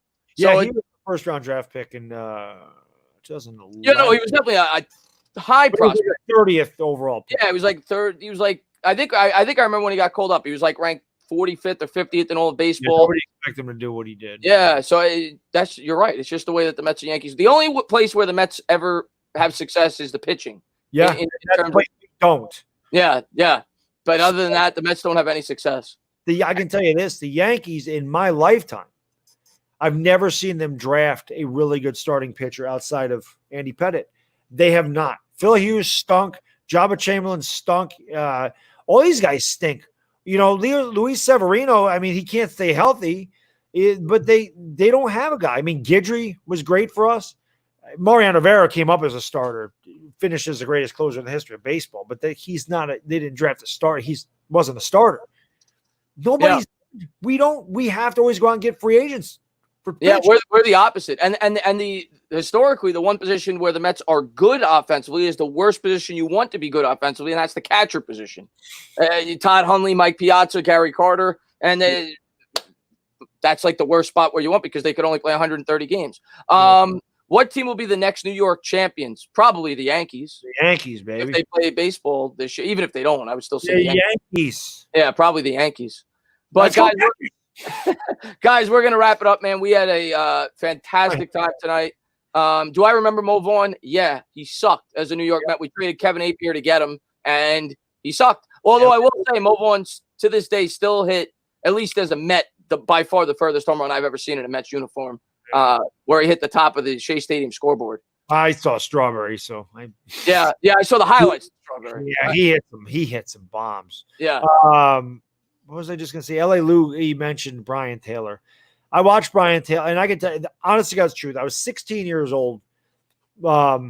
The Yankees used to play in Albany. Their AA team used to play in Albany. The Albany Colony Yankees. I saw Jeter come up through here. I saw Posada. I saw Leyritz. I saw Bernie. I saw Roberto Kelly. I saw Jim Leyritz, Randy Velarde. I saw a lot of guys. I saw Tomei come up here with Canton Akron. I mean, it's a whole different story. Tomei, the sound off Tomei's bat was ridiculous. I said immediately, Brian Taylor's gonna be a bust. The guy had no control at all. He threw a fastball about 95. That was it. He had no control of his breaking ball. He had no control with his slide. He had no control. He walked the ballpark in AA. He stunk in AA. He was never going to be a good pitcher. And I can tell you this. Somebody wrote an article on that 5-10 years ago. I forget who it was. And I said, oh, my God, that guy's saying exactly what I said back in 92. That he was never, because he got in a bar fight and he hurt his arm and all this other stuff. He was never going to succeed as a major league pitcher because he walked too many people, and that he was never going to be good. Couple. You want to talk about it? That guy was the biggest arrogant prick you'd ever meet in your life. I'm trying to think of some huge Mets busts that were. I mean, obviously we've talked about Generation K. Escobar. I remember they had a shortstop prospect named Alex Escobar. I think they ended up trading him. Well, yeah. But Escobar, I don't even think ever made. Ochoa was another huge bust. I remember Alex Ochoa. They talked about him being this. He was going to be the second coming of whoever. He never worked. The Mets have had their fair share of. They have always talked up their prospects. They never work out. Other than the pitchers, like I said. To Ruben Rivera, most well known for stealing Jeter's glove. Yes. Ricky Leday was supposed to be. Oh my God, Ricky Leday is the next king of. I remember Leday. They used to. Him and Spencer, they platooned. Yep, Ricky Leday was terrible. Jesus Montero was another one. Yeah, they were calling him Mauer with power. They called Matt Wieters Mauer with power. Matt Wieters sucked too, but Jesus Montero was supposed to be God. Awful. Oh God, John just called it Lastings Millage. Oh, Lastings Millage was the guy I was trying to think of. Oh, and how about when we signed Kaz Matsui and we moved Reyes to second base? We put Kaz Matsui at shortstop. Yeah, Kaz Matsui, because we got Hideki Matsui. Of course, we went out and got Keiagawa, who was horrendous. We paid $36 million as a AA pitcher. Richest minor league pitcher ever. Keiagawa sucked. Oh, we've had our share too. Yeah. We've hit on a lot, but we have had our shares of misses. There's no doubt about that. Yeah, well, we both have. But guys, man, this is a lot of fun, man. We had to talk a little baseball at the end, just because it's a slow time right now. We miss baseball. But we appreciate each and every one of you guys for being here, for all the love you guys always show us. You guys are incredible. We had over 200 in here for most of the night, most of the stream till we started talking about our first love. But we appreciate all you guys for sticking around, hanging out with us, and I say it every week. It gets repetitive, but we feel the need to say it because you guys. This is our favorite thing to do on YouTube, talking with each other, talking about sports. There's nothing better. And we appreciate all the love you guys always show us. Thank you guys for your continued support on both of our channels. Baddog, man, thanks for coming on and close it out. Yeah, I like you said, it's my favorite thing to do on here. Appreciate you having me on the channel as always. And yeah, we can never say it enough. You guys and girls keep us going. I mean, I know you get a lot of the same messages I do. I get them on Twitter. I get them on Instagram now. Get them on YouTube. Just, thank you guys for keeping us sane. We thank you because, again, if you guys aren't here, I mean, who are we talking to? You guys are so productive and interactive in the chat. You ask great questions, and we got the best chat on YouTube. We say it all the time, and we mean it. So thank you guys and girls for the entertainment. It's a Bad Day Dizzle. Enjoy the rest of your Friday. Be live tomorrow night. Hopefully you can swing by. Until then, we are gone. Peace.